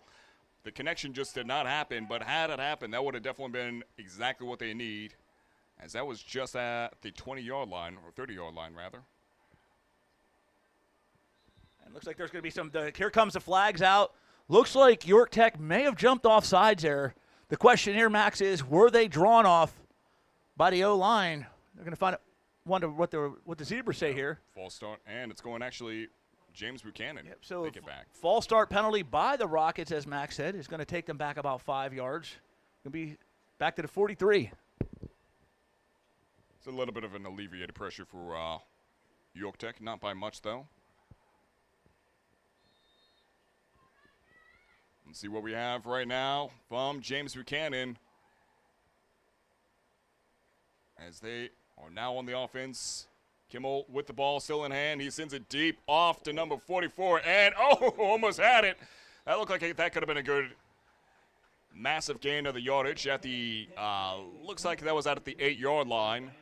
He shot just at the 45th-yard line. Pass intended for Hunter Egley.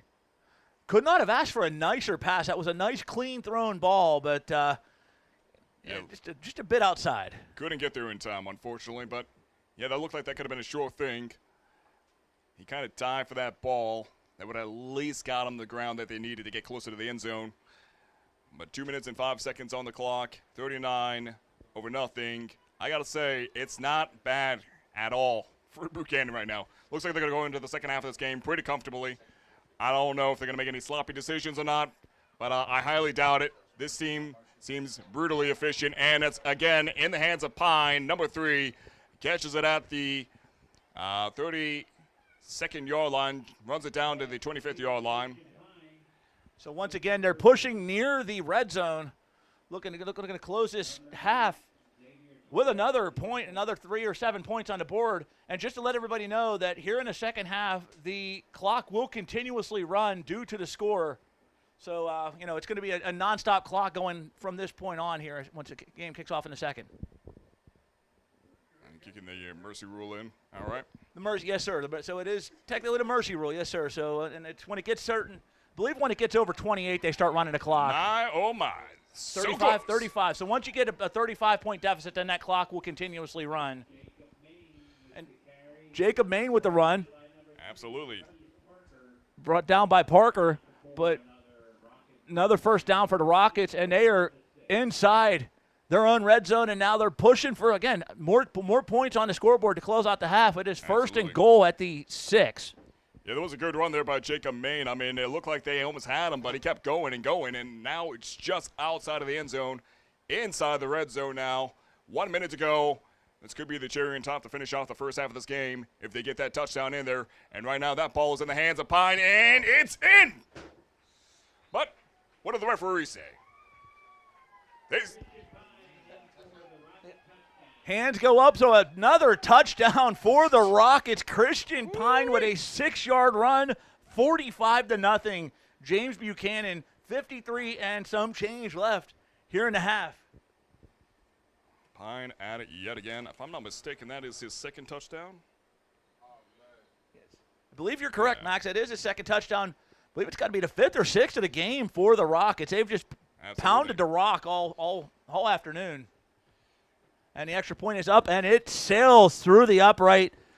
It is good. Finn Lorson with a point after attempt successfully made. Now 46-0 Rockets. It's a rough game, but again, this is the optimism for me speaking. Nothing is impossible. And then again, let me just clarify. As a commentator, I am impartial. I know barely anything about these two teams, so I have no stake in the game. But at the same time, I do love a good comeback story, man. That always brings a tear to my eye. If I see somebody clutch at the last second and they manage to close a gap, say a 46-point gap to nothing, if they can make that happen, that's one for the books, truly. But absolutely, yeah, we'll see if that happens. And right now, no shine off of York Tech, just a little bit of growing pains. Yeah, I mean, we all have rough days, we all have rough games and stuff like that. But at the end of the day, you just learn from it.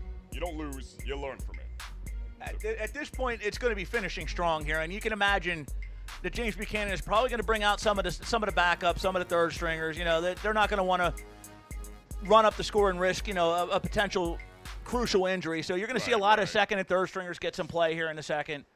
I think for York Tech, it's about making some kind of progress, finishing it strong. Again, it's not how you start, it's not how you finish. One probably, realistically speaking, with this kind of deficit, not going to finish in their favor.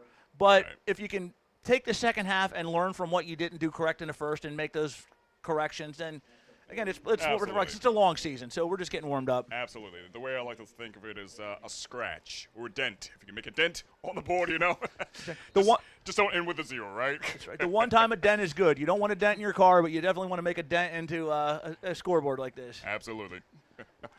And here at the half, we will give you some scores from around the area, including from the KDKA Classic. That one just coming into the third quarter. We also see a high 30 spot in that one. And look at that run there. Good run by number 4 from York Tech, that being Cole Bisker. Number 4,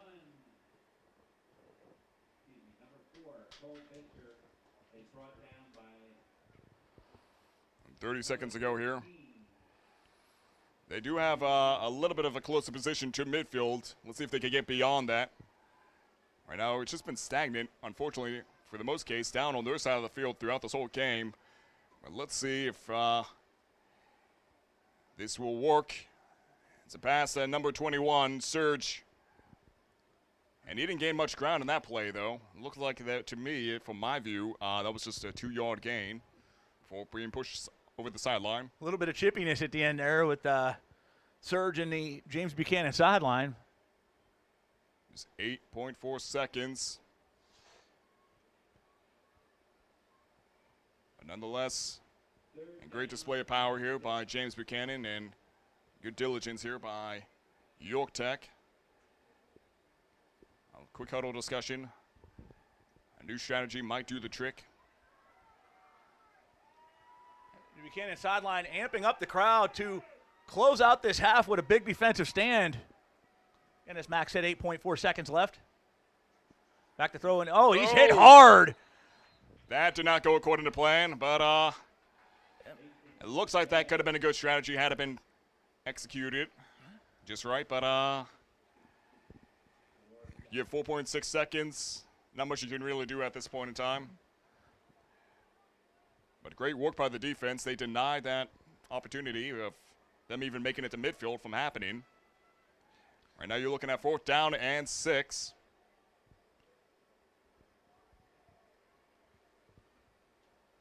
And that's with the scoreboard. I'm going to throw some trivia at everybody out there because one of Pennsylvania's team, one of the teams playing as we speak, has a very famous alumni. We're going to find out how well your historical knowledge is here at the half.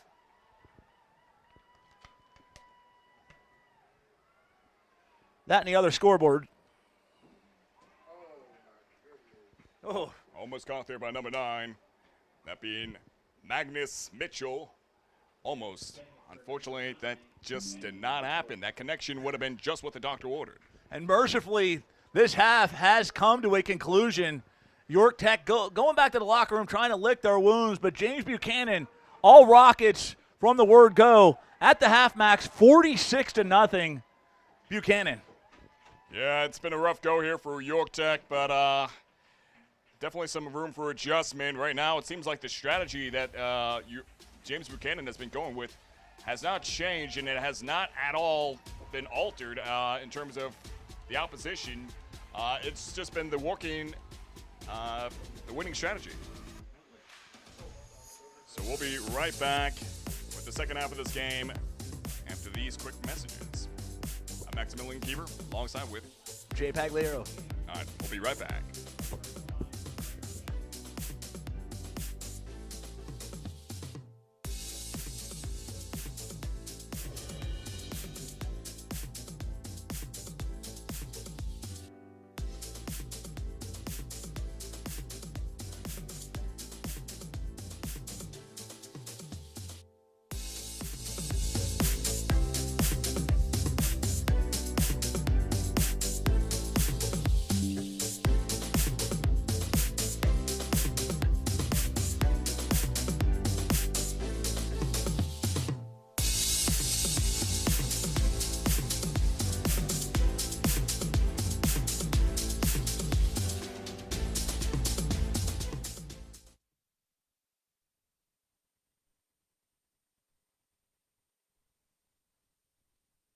Trouble can find anyone. At Frank Walker Law, we take the time to understand your situation and work tirelessly on your behalf.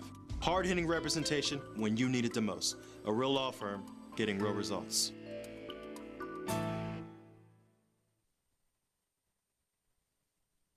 I'm Dr. John Deitch, WellSpan Health orthopedic surgeon.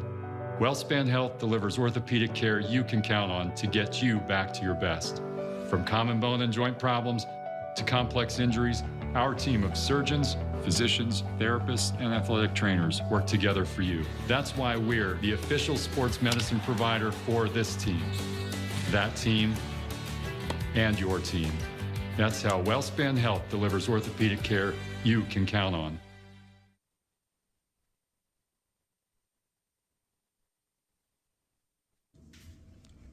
Yo, what up? It's a special day, April 10th. You know, God has used me in multiple ways. I can't describe it. I'm walking in my dream. I'm grateful and I'm honored. I give God all the praise, all the honor, all the glory right out the gate. We went from small time business to having multiple businesses. We own our home. We have an office on the north side, and we now have our second commercial space here in Homewood. There's a door right there to get in. I ain't doing it that way. I'm gonna do it this way.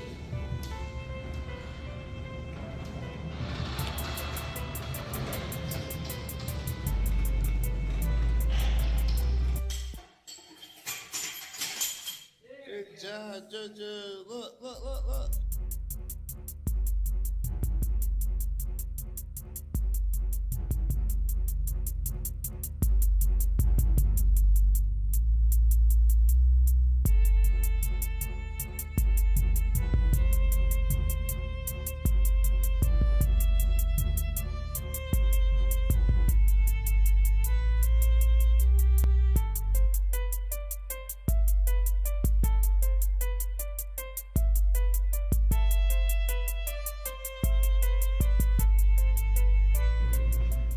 So I give God the praises first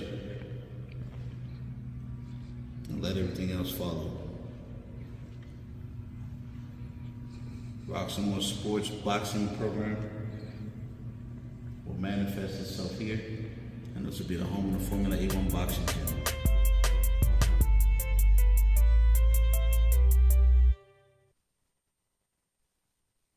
Hey kid, let me tell you about the Soul Pit, and I want you to let everybody know about it. Soul Pit is what's happening in and around your city. Soul Pit is on the internet and around the globe. Soul Pit is on your block and in your car. Soul Pit is in your ear. It's in your hair. It's everywhere. Soul Pit is the latest news, hottest styles, culture, education, information, and more.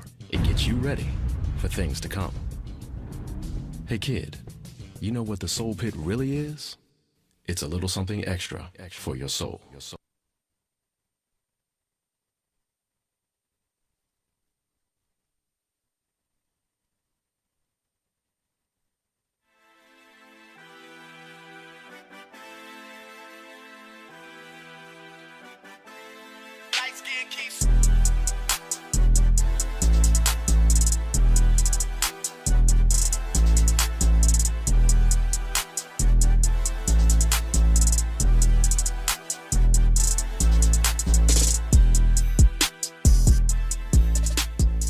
Sports Shooting Stars.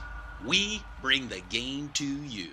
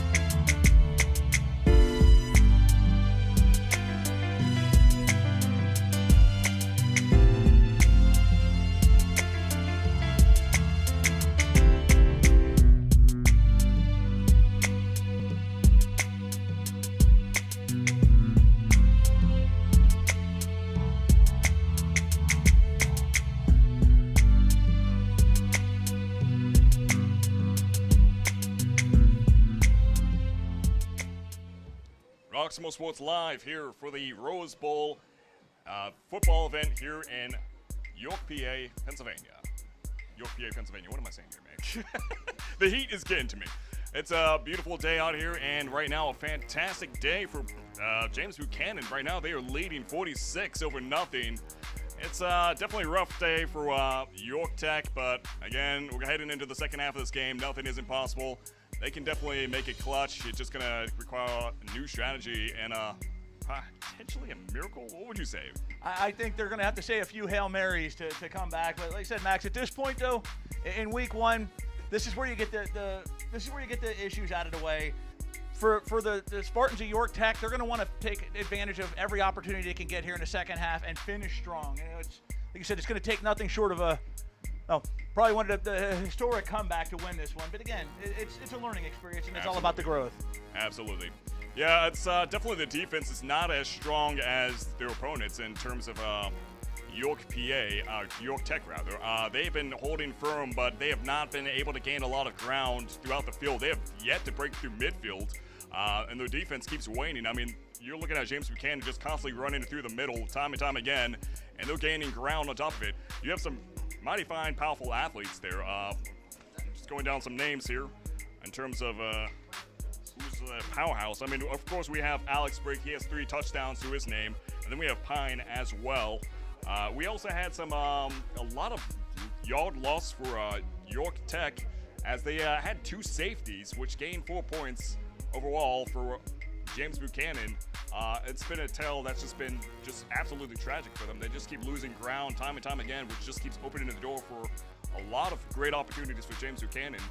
Again, their offense is absolutely just powering through. We also have a lot of great calls from the quarterback. Again, this is not a numerical order, but Joshua Kimmel, a lot of great calls from Joshua Kimmel. He's been really just reading the plays well, reading the positions well on the field, know exactly where to send that ball at. And yeah, it's just been absolutely great attacking strategy here from James Buchanan. Absolutely, and for Buchanan, I mean, they've also, it's all about capitalizing on another team's misfortune. We've seen quite a few muff snaps. We've seen, like I said, the 2 safeties. It's pretty much everything that could have gone wrong for York Tech has gone wrong in the first half. But to Buchanan's credit, it's all lost. It's all lost statistics if they don't capitalize. And Buchanan has done just that. Like you said, they've hit the hole. Their running game has been on point. And again, they find themselves up now 46-0 heading into the second. Absolutely, man. I don't know. Again, I'm impartial. But at the same time, I really want to see a clutch, man. I want to see at least the score halved. If we can make that happen, York Tech, you're going to hear me cheer, man. Again, I'm impartial. I'm not rooting for anybody, but I do love a good comeback story. You just like the good competitive comebacks and a team that does not quit. And if York Tech comes out there and plays hard in the second half, that is even though moral victories don't count on the scoreboard, that is one. Speaking of victories, we got our friends at KDKA 37-17 for McKeesport over Delaware Valley in the second half. 3 touchdowns by number 3 for McKeesport. We're going to find out his name for you. But again, that is the KDKA Classic here on Roxamore Sports across the state in Pittsburgh. So again, it's one of 3 games today that you're going to be seeing from there. And then we've got 2 more here this afternoon, Max. So again, if you want your high school athletics covered, check out RoxamoreSports.com. Check out Shooting Stars too, which is where I'm from, Max is from. Again, you get all your money's worth with high-tech professionalism in terms of your recording. I mean, they got the studio in here, man. This is as good as TV stations I've seen. And you got 2 men that are running the show, making the man spinning the music. You get more bang for your buck. Again, DJ Amir, brother man from the 3rd floor, rocking the house with top-notch music. Although I do got to say, what would the Fox say? I don't know who picked that song. You did. Okay, I take back every kind comment I just made about you for playing that one.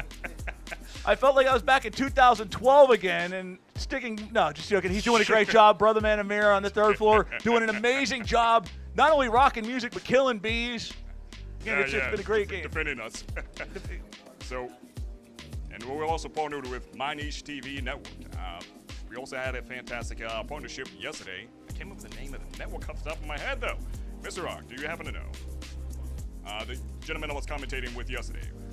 Ashley Edwards. Yep. Ashley Edwards. And the name of the network was? It's Shooting Stars. We're Shooting Stars, yes, sir. Okay, all right. So Ashley Edwards, one of York's finest, a firefighter in York, but also a tremendous commentator like yourself, So we got, we bring the best of the best to you every athletic venture, whether it's in Pittsburgh, York, Harrisburg. Again, hit up my friends at RoxamoreSports.com. If you want your athletic event aired, you know where to go. Absolutely. We got a minute and 30 seconds before this game begins.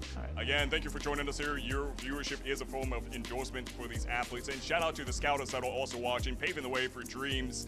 High school, again, this is where legends are made, man. So we absolutely love to see this, and I love to see the growth here of these athletes every time they perform. Right now, we are going to take our seats back, and the game is about to begin in just about a minute. Dreams pursued, dreams revered. Roxamore Sports Network. We don't just rock some, we rock some more. Roxamore Sports Network. See? They see once in a while my common sense doesn't fail me. But a quick trivia question for anybody watching. Right now, Chester is trailing Abraham Lincoln 7-0. There is a famous alumni who once upon a midnight yonder played football for the Rail Splitters. Let's see if anybody can get this before the end of the game. I'm going to warn you, he's not known for his football gridiron mastery, but another form of athletic mastery in another area of the world.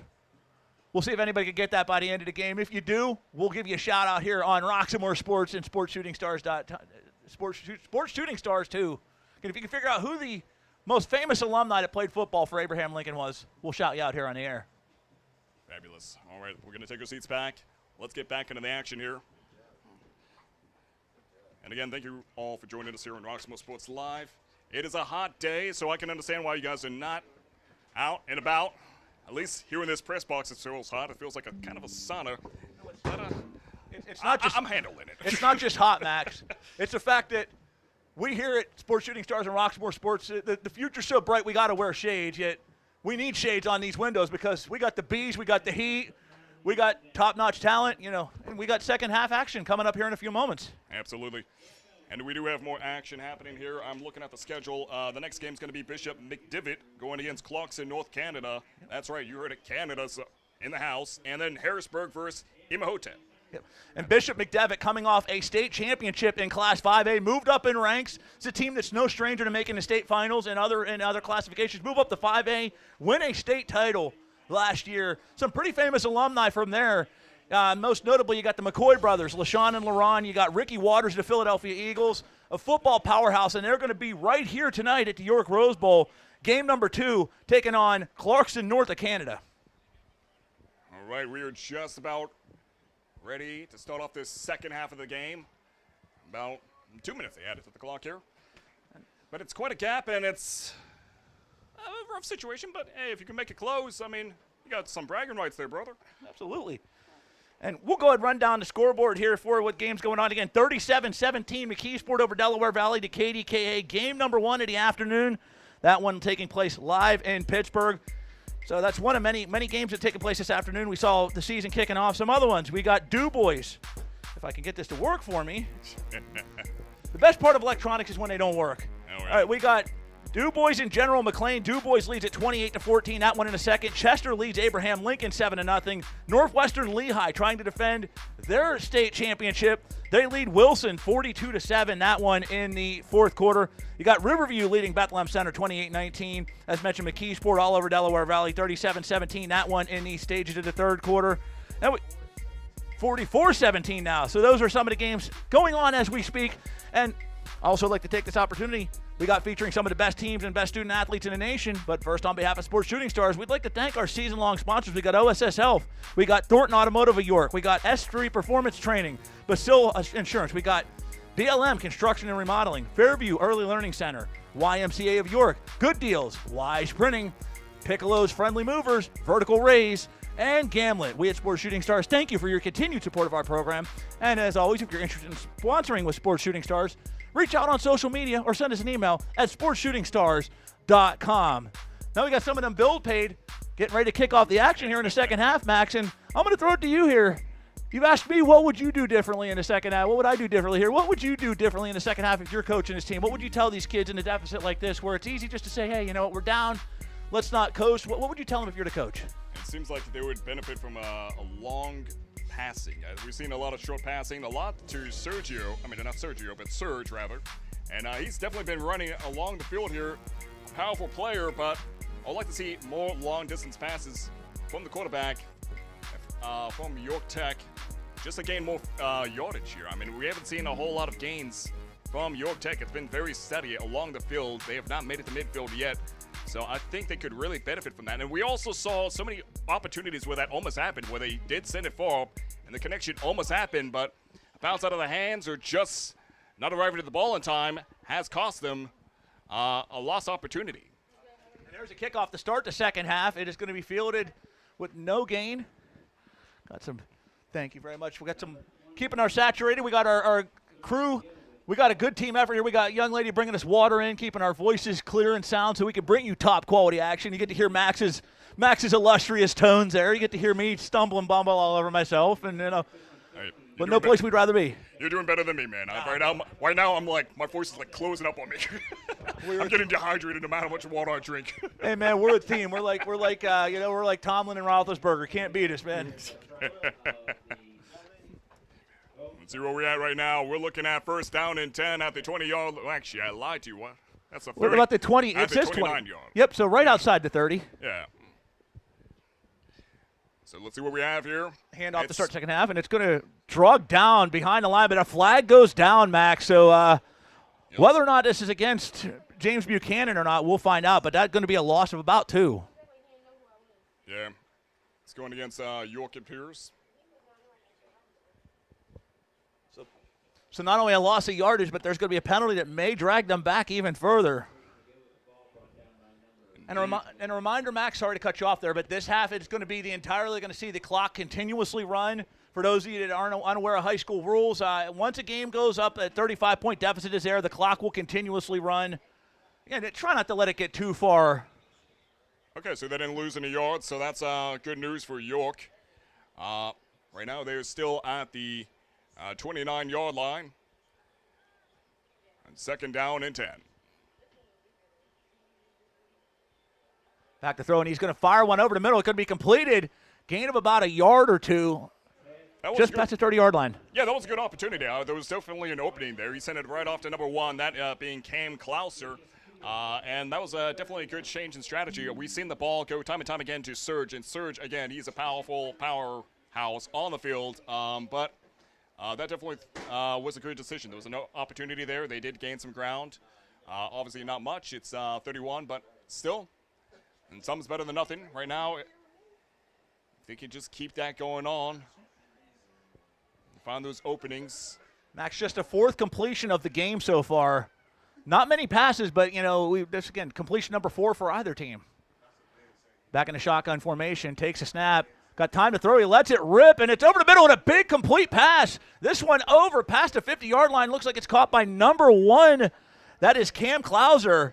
Yeah, that was fantastic. Definitely made use of that receiver right there. And finally took it down to midfield. This is the first time they've actually made it to midfield. So this is definitely good momentum here by York Tech. Gain of about 22 yards on the play, Max. So longest play from scrimmage for either team so far. Absolutely. By York Tech. Certainly good way to start out the second half. They're coming out, like you said, Max, they're going to forget about what happened in the first and just continue to play their hearts out here and try to close it out strong. Back again. Shotgun formation yet again. Quarterback snap. Drops back. Throws just over the head of the intended number receiver. That's what I mean. Yeah, definitely wider passes, further passes. If they can make that happen, that's definitely a change in direction versus the shorter passes that we've been seeing. Just a matter of getting those passes connected with each other. A lot of those missed opportunities with the hands just not fully clutching the ball or just the athlete not being there in time. But other than that, it looks like the quarterback has the right mindset to potentially change this game around, but we shall see. Defense right now from James Buchanan definitely holding on strong. That last pass was aimed for Magnus Mitchell, just a tad high, but Mitchell really making some good breaks with his running some good clean routes. He's wide open there, nose for the pass, and it is completed to number 20, I believe it is, or 20. Surge. Again, Surge is ahead. Surge McGill, number 21. Yeah, gained some ground there. Excellent run there by Surge. And again, that chemistry between the quarterback and Surge has definitely been very effective for the most part. But right now we are 3rd and 4th. At the 44-yard line. This time down on James Buchanan's side of the field.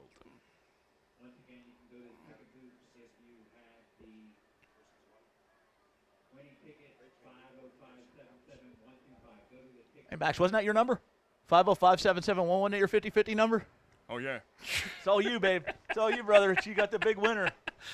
We'll go with that. We'll go with that. Bring it up here, buddy. And pass over to go to another completion. This one inside the 30-yard line, taken down at the 22. See, that's what I'm talking about. If you can go further with these passes, that could be exactly what they need in order for them to turn this game around versus the shorter passes that we've been seeing, the handoffs.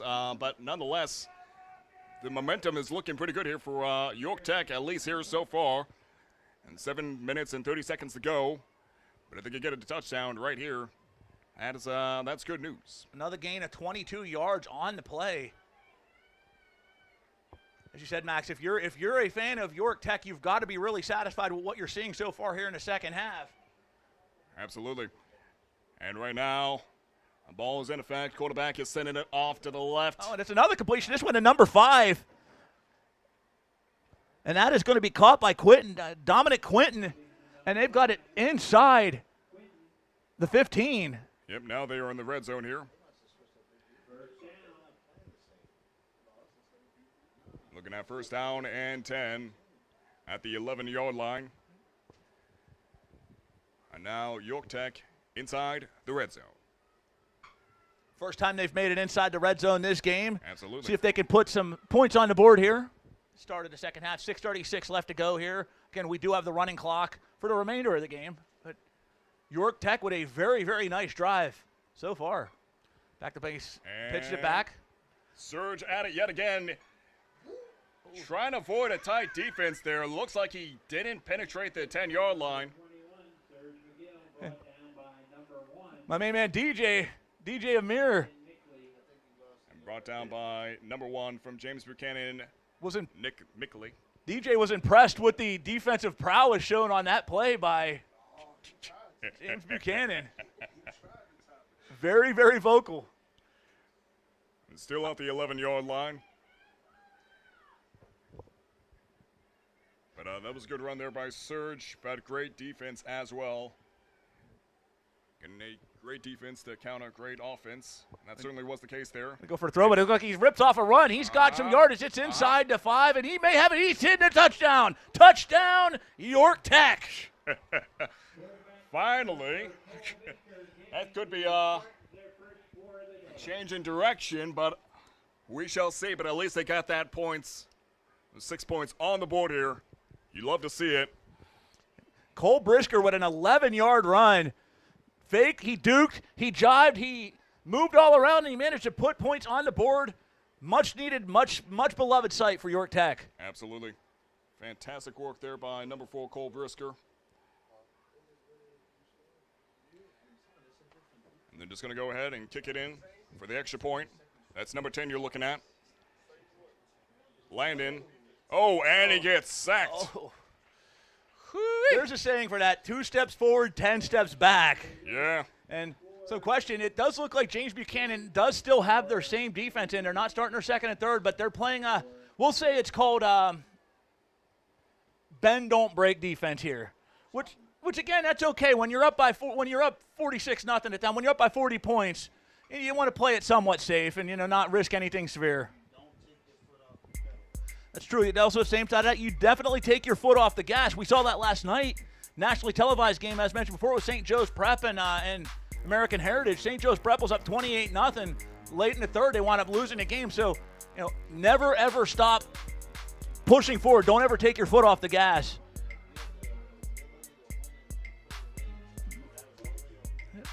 Keep driving that exclamation point. Dot all the I's, cross all the T's.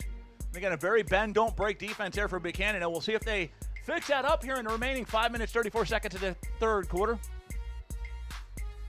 They are going to get the ball back here, though, Max. So we'll see what kind of play they have on offense, what plans they have on offense to counter the touchdown by York Tech. Absolutely. And, yeah, that definitely was the change in strategy we saw there from York Tech. Right now, that is a fantastic run there. Look at that fancy footwork there by number 1. Just like that, I forgot that young man's name. I should have it. And he spun right past it, averted several tacklers there, spun past the 1. Andon Mickley. That was number 1, Andon Mickley, with the ball. Yep. Fantastic run there by that young man. Very good play on special teams for the Rockets. Number 15 with the tackle for James Buchanan. That is going to be another individual whose name we will have to effort to find. But he certainly put forth plenty of effort with that tackle to stop the kick return from going any further. Snapping a handoff over the middle. It's going to be number 3, Pine, and that's going to bust over a hole, and he's still on his feet inside the 45-yard line of the Spartans. Yeah, there's no denying it. There's absolute strength here from James Buchanan. When they run through, it's very hard for the defense to hold them back. We're just seeing time and time again that just absolutely have power when they charge through, and it's gaining them a lot of yards here. Gain of 8 on that one by Christian Pine. Second down. 4:36 and counting left here in the third quarter, Max. Yeah, it's a rough go, but James Buchanan, right now, they could just absolutely put the cherry on top of this game if they keep widening that scoreboard. York Tech, there's still a chance. There's still a chance. You know? So you're saying there's a chance. And that one, speaking of chances, stuffed behind the line of scrimmage. Number 55 for York Tech all over the field. Said, no, sir, not happening today. That was Diego Alvarado. Go, Diego, go. Loss of 1. Big defensive stand for York Tech. It's getting there. Right now, you're looking at 3rd down and 3 at the 44th-yard line. James Buchanan gaining a lot of ground here.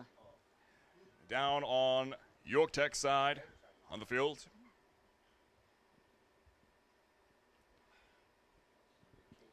And right now, ball is just ready for the snap back. There it is. And off it goes to number 5 this time, and he's going to bust a hole. He's going to hit the hole. He's on to down to the 20. He's in the 15, to 10, to 5. Good night, Irene. Touchdown, Rockets. Alex at it yet again. Alex Brake with his 4th touchdown here. My, oh me, my. Alex Brake breaks through for another touchdown, as my main man here said. 4 touchdowns this afternoon. Have yourself a day, young man. It's definitely going to go home feeling very triumphant after this game. I mean, that's definitely some bragging rights. And right now, it looks like they're going to go for the extra point and kick it in to the field post. We talked in the booth about not letting your foot off the gas at any time. The offense certainly did not let their foot off the gas. It was full steam ahead. It is now 53-6. Buchanan, 3:16 left in the third quarter. What a game, man. It's definitely great defense, great offense. I mean, from my view, I don't have any particular critiques at all of James Buchanan. I mean, what would you say? It's hard to critique a team that's got, put 53 on in 3 quarters and room to go. I mean, they have seemingly churned on all cylinders. Offense looks stout. The defense looks stout. They've capitalized on several mistakes. If I'm a James Buchanan fan, I am pretty optimistic going forward because they have just looked like a complete team here this afternoon, Max. Absolutely. And what would you say is the strongest point right now going for York Tech? They haven't given up. They haven't given up. On offense, they have not given up. They had a very good drive last time. The passing game seems to be pretty proficient here in the third. He made several, nice clean passes complete. Right. They moved the ball. They're not throwing in the towel, which would be very easy to do at this stage in a game. And again, the offense, build off of this. Keep it rolling. Right, yeah. Now, I got to say, like, Cole Brisker, man, he's absolutely just, or Bisker, rather, he's absolutely just making the right decisions on the field. It's just a matter of making those connections happen. And with the few times they do happen, it's very short. A lot of handoffs that we're seeing from York Tech. Right now, it's looking like a good run here. That was caught by, let's see, I can't, got lost in the crowd. I believe that was number 14, if I'm not mistaken. Yep, number 14, that Mason Mason Maria.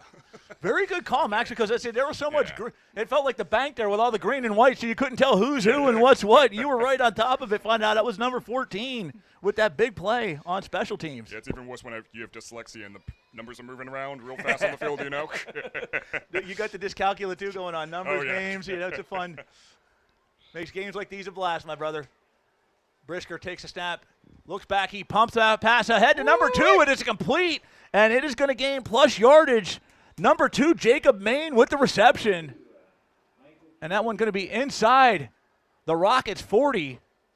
Called down officially, looks like at about the 38. A little bit of a correction there. That was number 2, Mikkel G. Jr.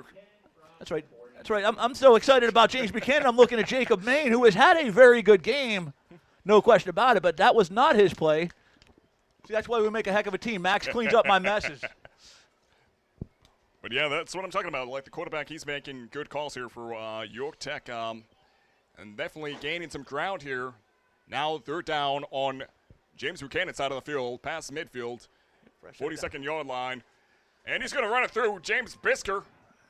And he slides down inside the 32-yard line. Brisker showed some very good pocket awareness there. He had a mad dog rush by the Buchanan defense, managed to evade several of them, and ripped off about a 7 or 8 yard run. Yeah, that was definitely a risky decision, but it proved very fruitful. I mean, shout on you, Cole Brisker. Right now, you're looking at the ball at the 35-yard line, 2nd down, 3 to go. Brisker with a 7-yard run officially. Absolutely. Great quarterback, great on his feet.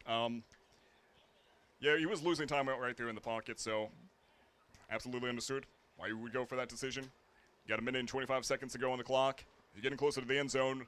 Got to make the most of this little bit of time you have here.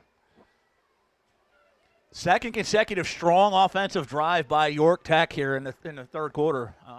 Again, we said don't quit, don't throw in the towel, and they certainly haven't on the offensive side of the football. Brisker back to throw another complete pass. This one, Surge. Ooh. Surge gains a couple of yards. Looks like he may be right on the line of a first down, maybe that very fine line area. So close there. Officially called a first down, Max, so we did get the fresh set of possessions. Fresh set of downs, I should say, for York Tech. Right. That's the thing about Surge. I feel like he can make the most out of being pushed to the sideline there. He's a very flexible young man, and I feel like that's something he practiced diligently, being a wide receiver.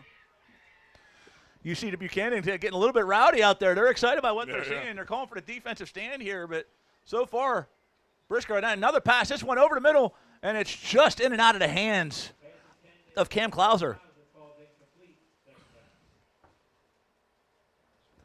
The one thing I noticed about Brisker, he looks like, talking about size, you're talking about a player who is, I think, listed 5'7", 5'8". Oh, yeah. 170 pounds. He definitely plays bigger than his stature. He's got big game mentality, which will carry him very far in games to come. Yeah, absolutely. Powerful young man, smart decisions, and that is the end of the 3rd quarter here. On to the 4th. So after 3 quarters, James Buchanan 53, York Tech 6. You're at the York Rose Bowl here at Smalls Field. Roxamore Sports and Sports Shooting Stars. Absolutely. On the My Niche TV. On the My Niche TV network. Ladies and gentlemen, it's been a fantastic weekend, and we have more action happening here on Roxamore Sports Live. We have, after this game, Bishop. We got Bishop McDevitt versus Clarkson, North Canada. As we said, Canada's in the house, so that means we get to hear the Canadian national anthem. Am I right? I think we're going to get it. We're going to get that maple leaf going on there. And Harrisburg versus Imhotep at the end of the day. And then, of course, they say farewell. But we're going to see you guys again come around the official season.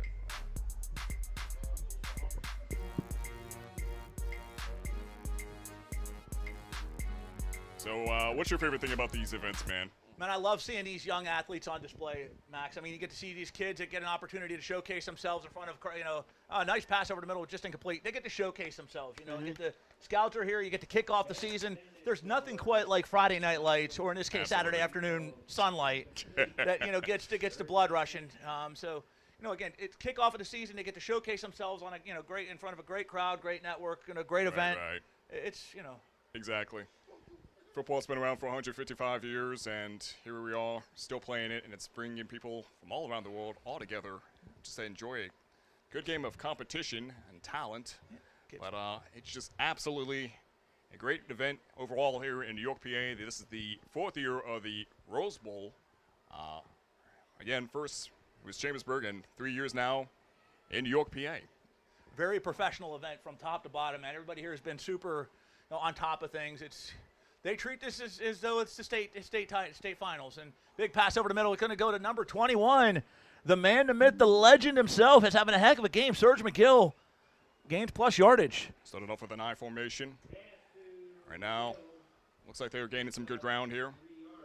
And on top schedule, RoxamoreSports.com. We mentioned some of the games taking place here in York, in Pittsburgh. KDK Kickoff Classic. We got Steel Valley and Westinghouse at 3:30. That one going to be an absolute, in the words of Jim Ross, a slobber knocker. The Dogs looking to advance. You know, they've been one of the premier teams in Class 1A for several seasons now, trying to put past a loss to Bishop Guilfoyle in the state semis last year and get to another state finals. One of the better run teams in the state, though. You want to check that out as they take on Steel Valley. Pass over the middle, and it's going to be caught inside the red zone and more. Brought down at the 11-yard line. Serge McGill. Yeah, that was a great call there by the quarterback. I didn't get a chance to see his number. I believe that was number 5, if I'm not mistaken, Dominic Quinton, with that pass. But, yeah, that was fantastic. Just absolutely saw the opening there, and he capitalized off of it, and now they are down to the 8-yard line. First down and 8. And then, the nightcap of tonight's KDK Kickoff Classics will feature Elizabeth Forward and West Mifflin. That scheduled for 7 p.m. So we've got all sorts of football action here on RoxamoreSports.com. Back to pass is Brisker. He's got the open man, and it's going to be caught for a touchdown. Nicely done. And is that McGill again? It's number one. That being Cam Clouser with the touchdown here. Nicely done, Cam Clouser. Cam Clouser, it's a tongue twister of a name, but certainly not a tongue twister of a play there by Cam Clouser. Touchdown, and it is now 53-12 here in the third. Got to go all in, and they're going in for this extra point. And kicked in by Landon Gazudis. And it's in. That brings them up 13 under 53. 53-13, Rockets.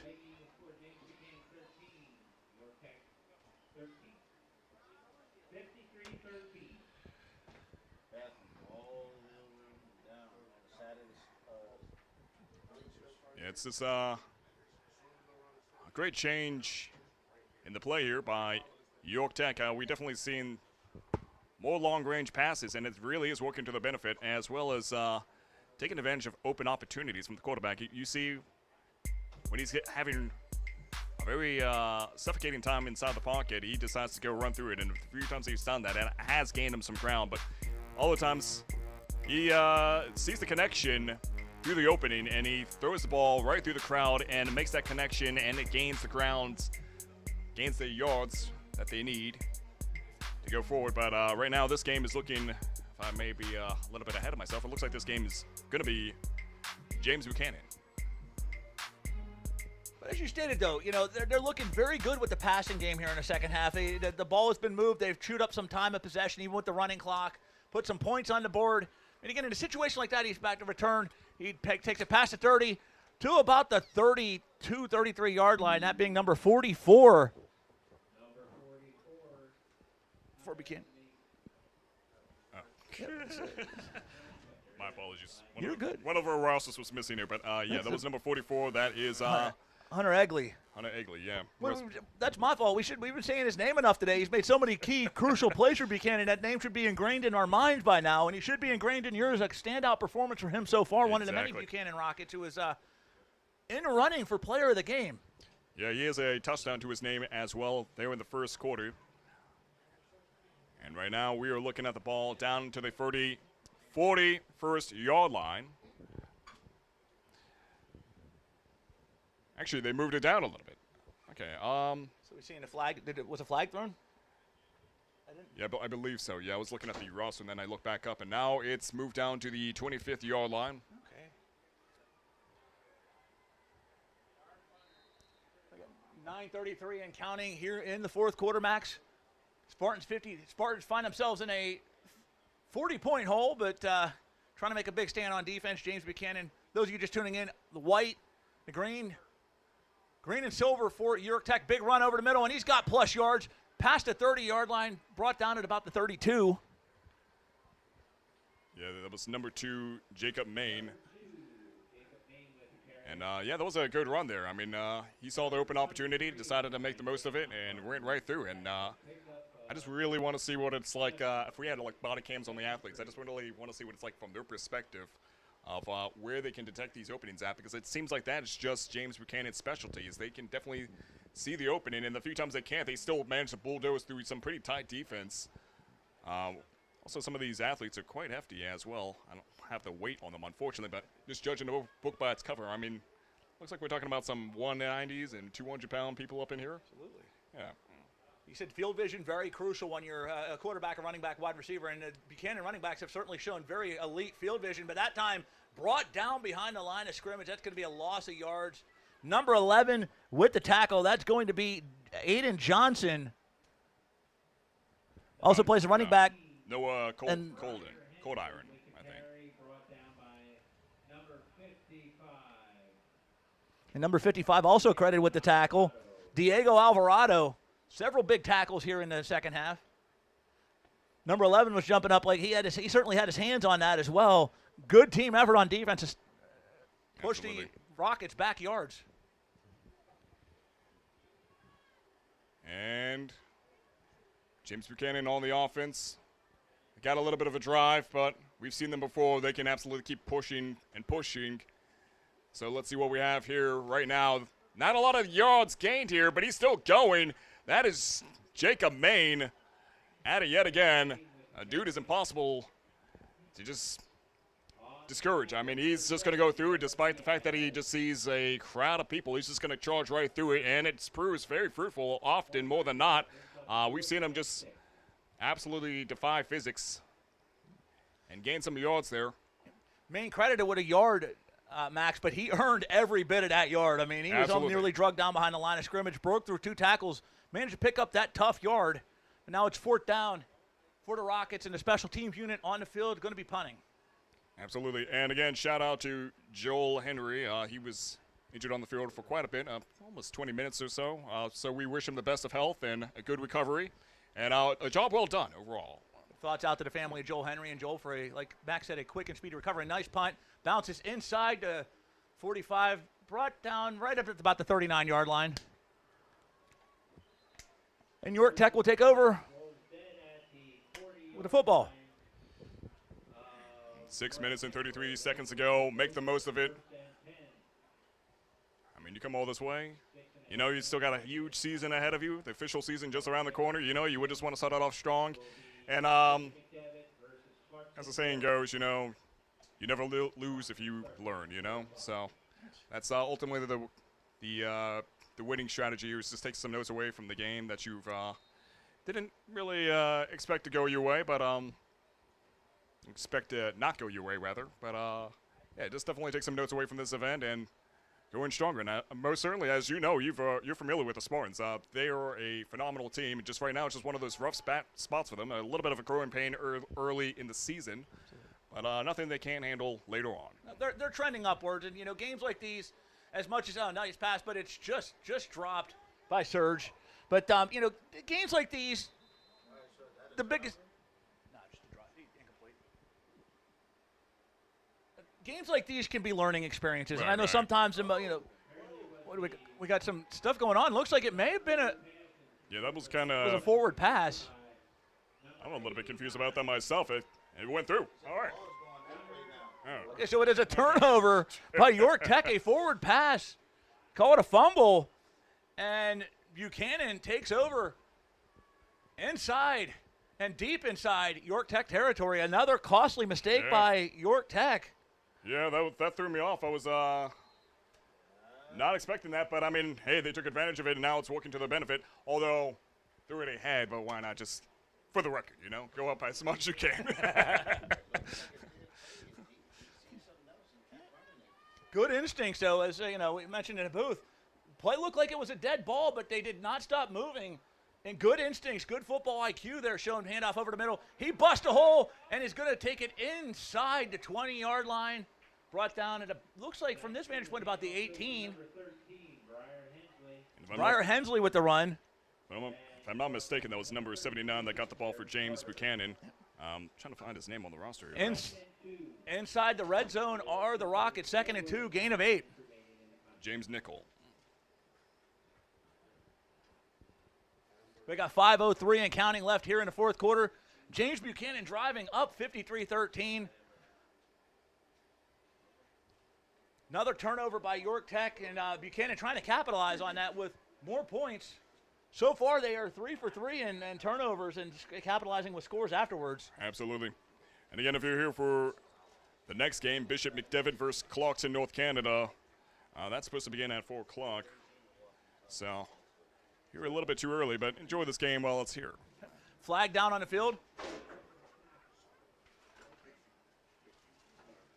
And it's going to be against York Tech. I believe it was listed as a false start penalty for the Spartans, and more pushed back even further into their own territory. Buchanan now has a football at, it's like at about the 11-yard line, 2nd and 10. Yeah, that's been the curse for today for York Tech.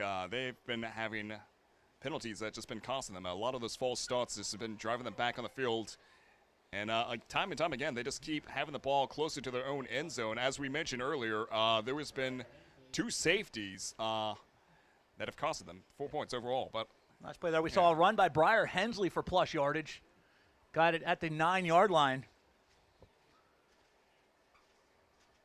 So James Buchanan, if I were to make a guess here, it's based on what we've been seeing, I think they're just going to try to drive it through the middle.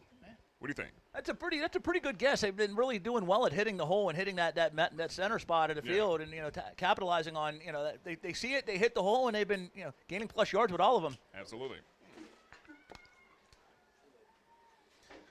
Briar Hensley, though, a junior, also plays the linebacker position for the Rockets. That looks like going to run it again, eat some of his clock. Number 2, and he's got plus yards, and he's going to hit the. Looks like is it a touchdown right by that fine line. Refs have yet to throw the hands up, Max. So it is down on the 1-yard line. That being Jacob Main at it yet again. That young man. Mentioned there is a flag on the field, though, so this may be coming back. And by the looks of Buchanan, it looks like they're starting to move backwards, so this may. Let's see where they go with this one.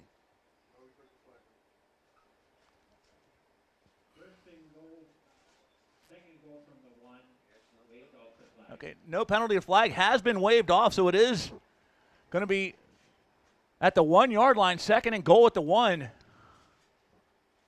Got to get that cherry on top. Let's see. We got 3:17 left and counting here, so we're at about the 3-minute mark. Try to add one more score to the scoreboard here in what has been a nearly flawless afternoon for James Buchanan. Absolutely. Get it into the 60s at least before you go home, but you got to admire 13 under 53 right now. York, PA, refuse to go down easily. That looks like that dent on the board. Handoff and it's going to be hand up, and it's going to be a touchdown. Jacob Main finishes it what he started. Another touchdown for Jacob Main. Yeah. Max, how many's he got on the afternoon now? He's got about 2 or 3 himself, if I'm not mistaken. Yeah, I lost count. I believe he has 2, though, so far. Okay, Jacob Main proving to be a main attraction here tonight or this afternoon for the Rockets, 59-13. And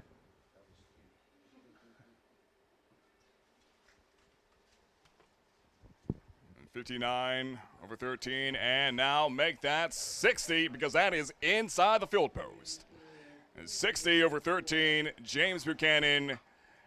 This thing is gift wrap for them nonetheless. However, I'm an optimist, but I'm also got to be realistic. Optimism and realism, it's a fine line, my brother. Absolutely.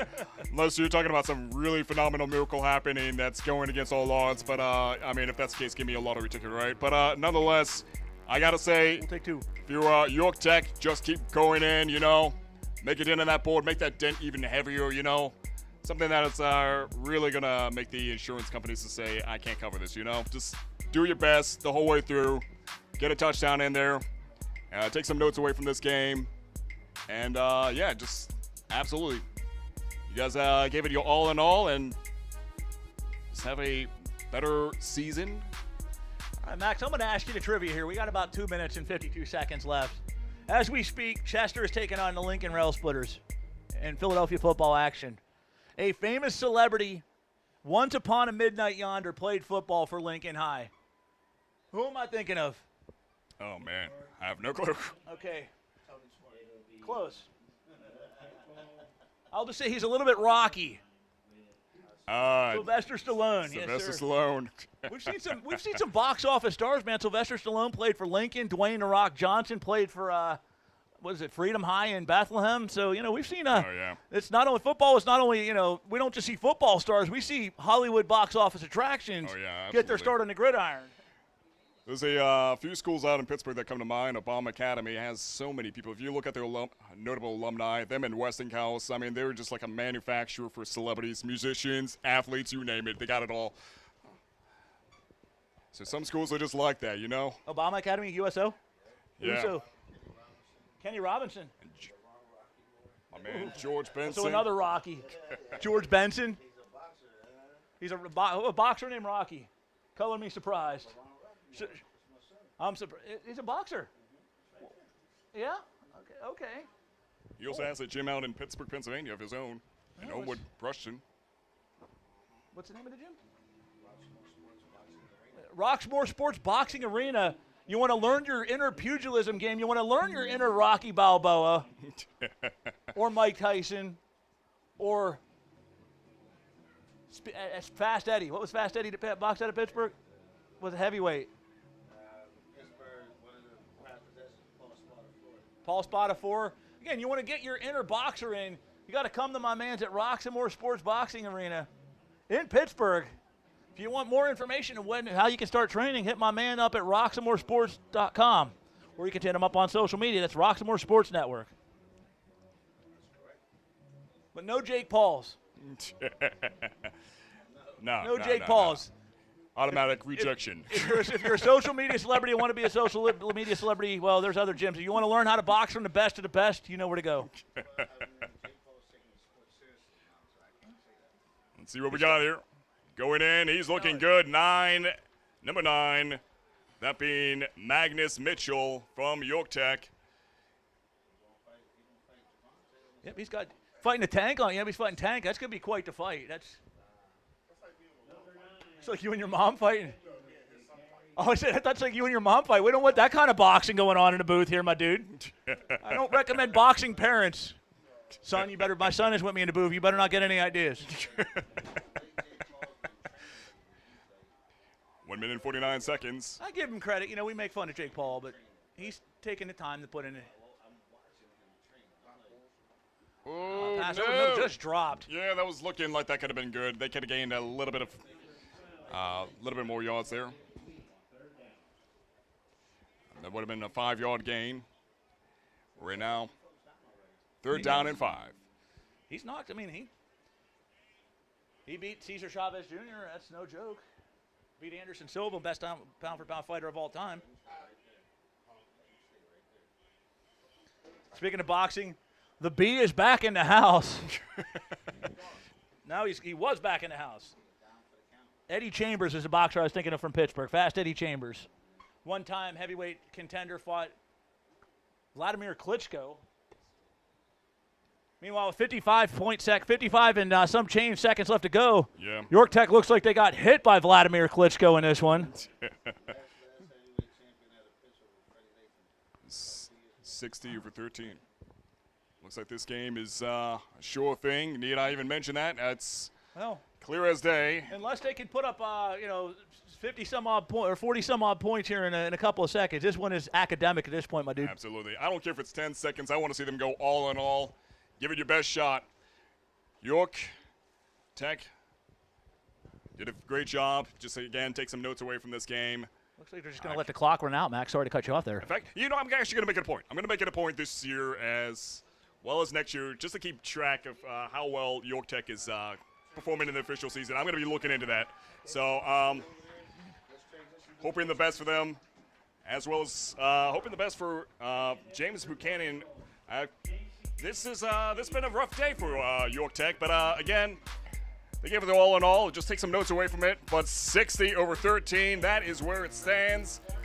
The victor goes to James Buchanan varsity football. the Rockets. And they most certainly have rocketed all the way to victory. So we're just going to have our final thoughts here. Then I'm going to head into the next game, which is going to be at 4 o'clock. That is going to be, let's see down here, Bishop McDevitt versus Clarkson, North Canada. Our brothers in Canada are going to be joining us here at the small stadium, York, PA.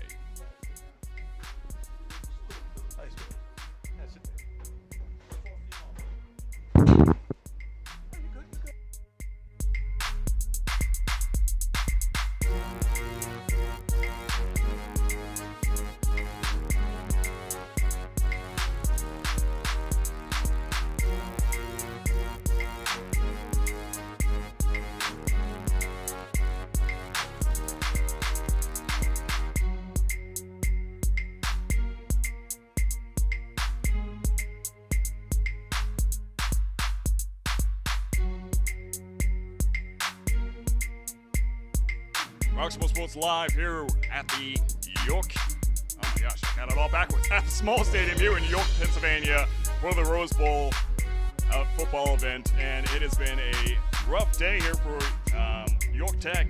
They had an injury at number 18, that being Joel Henry. We wish him the best of luck, and we wish him a good recovery. But they did have a loss there on the team, a great player, but overall they did have a tremendous loss themselves, 13 under 60. James Buchanan coming away victorious in that one. James Buchanan's strategy did not change at all. I mean, it's one of those things that it's not broken, why fix it? They just kept rushing it down the middle, and a few times when they saw an opening to the wide receiver, they did capitalize on that. But for the most part, from what I saw, in my view, they just kept running it down the middle, and that was gaining them a lot of yards. Eventually, it led to the victory, but also we just kept seeing the same tragic story happening with the Spartans. I mean, they didn't make it to the 50-yard line that often, and more often than not, the ball was down on their side, close to the end zone. That has been resulted. See, he ran that pen right out of sight with that one. That's emphasizing how strong the James Buchanan run was this afternoon, how strong their defense was. Did not allow York Tech to get past the 50-yard line to make any progress until late in the third quarter. And that's what you call putting an exclamation point on the win, my brother. A little bit too much energy in my hand gestures, but yeah, it's just absolutely a great decision. Great decision making there from what we saw from, let me just take a look here because of the names escape me, Cole Bisker for the Spartans. I mean, he was absolutely on the money. He knew exactly where to send that ball at, but the problem is the connections just weren't happening. They didn't obtain the ball in their hands, and a lot of times the athletes just weren't there where he sent the ball at. But it was also a good sign of defense from James Buchanan. As we mentioned, their defense was just absolutely on the money. Great blocking, great escorting for the Carriers, but nonetheless, we've seen so much action happening from James Buchanan. It's hard to say who was really the MVP. So, well, you know, I mean, he had four plus touchdowns from Alex Brake. I mean, he was running all over the field. You had Jacob Maine. It was run, and run some more. So again, sometimes if you know, keep this on going. Speaking of next games, you got James Buchanan, which they will travel to Susquehanna next week. Meanwhile, York Tech tries to put this loss behind them. They travel to Kutztown for week 2 action. Absolutely, and down on the field right now, they're handing out the roses for the Rose Bowl. And to the athletes on the field, James Buchanan right now receiving those roses. To the victor goes the spoils. To the victors here goes the roses here in the 4th annual York Rose Bowl. Absolutely. Like I said, the 5th annual one, they got to go big, man. That's half a decade. You know, it's only 5 years away from the 10-year anniversary, but 5, I feel like they got to get some fireworks in there, you know? They'll be. This is just the beginning, man. This is just the beginning of the York Tech and beginning of us working together, my dude. Absolutely. It was good working with you, man. My honor, brother. My honor. I had a blast. And, man, it is a great day here. We got more action happening. You know much about that next event that's happening here? Oh, God, yeah. You got Bishop McDevitt, again, one of the top high school programs in the state, reigning 5A champion, coming off a win in a thriller over a Roman Catholic in last year's title game. Looking to go 2 for 2 since moving up ranks. They've made the state finals multiple times since they started in 2020. Again, it's going to be a good one. And then Clarkson, Clarkson North, their B team beat one yesterday. They're going to try to follow up little brother by picking up a win today over McDevitt. Again, one of the premier teams in the state of Pennsylvania. All right, so we're going to head into the next game here in about, it says an hour. 1 hour? Okay, never mind. Okay. So let's give a quick shout out to our partners here. Quick shout out to My Niche TV Network as they're helping us cover this event, as well as a good shout out to your network. And a good shout out to you, my friend. It's been you're an absolute delight to work with, a fun guy to get to know, and I'm looking forward to doing this again. Absolutely, man. Good working with you, and we'll be right back for the next game here on Roxamore Sports Live.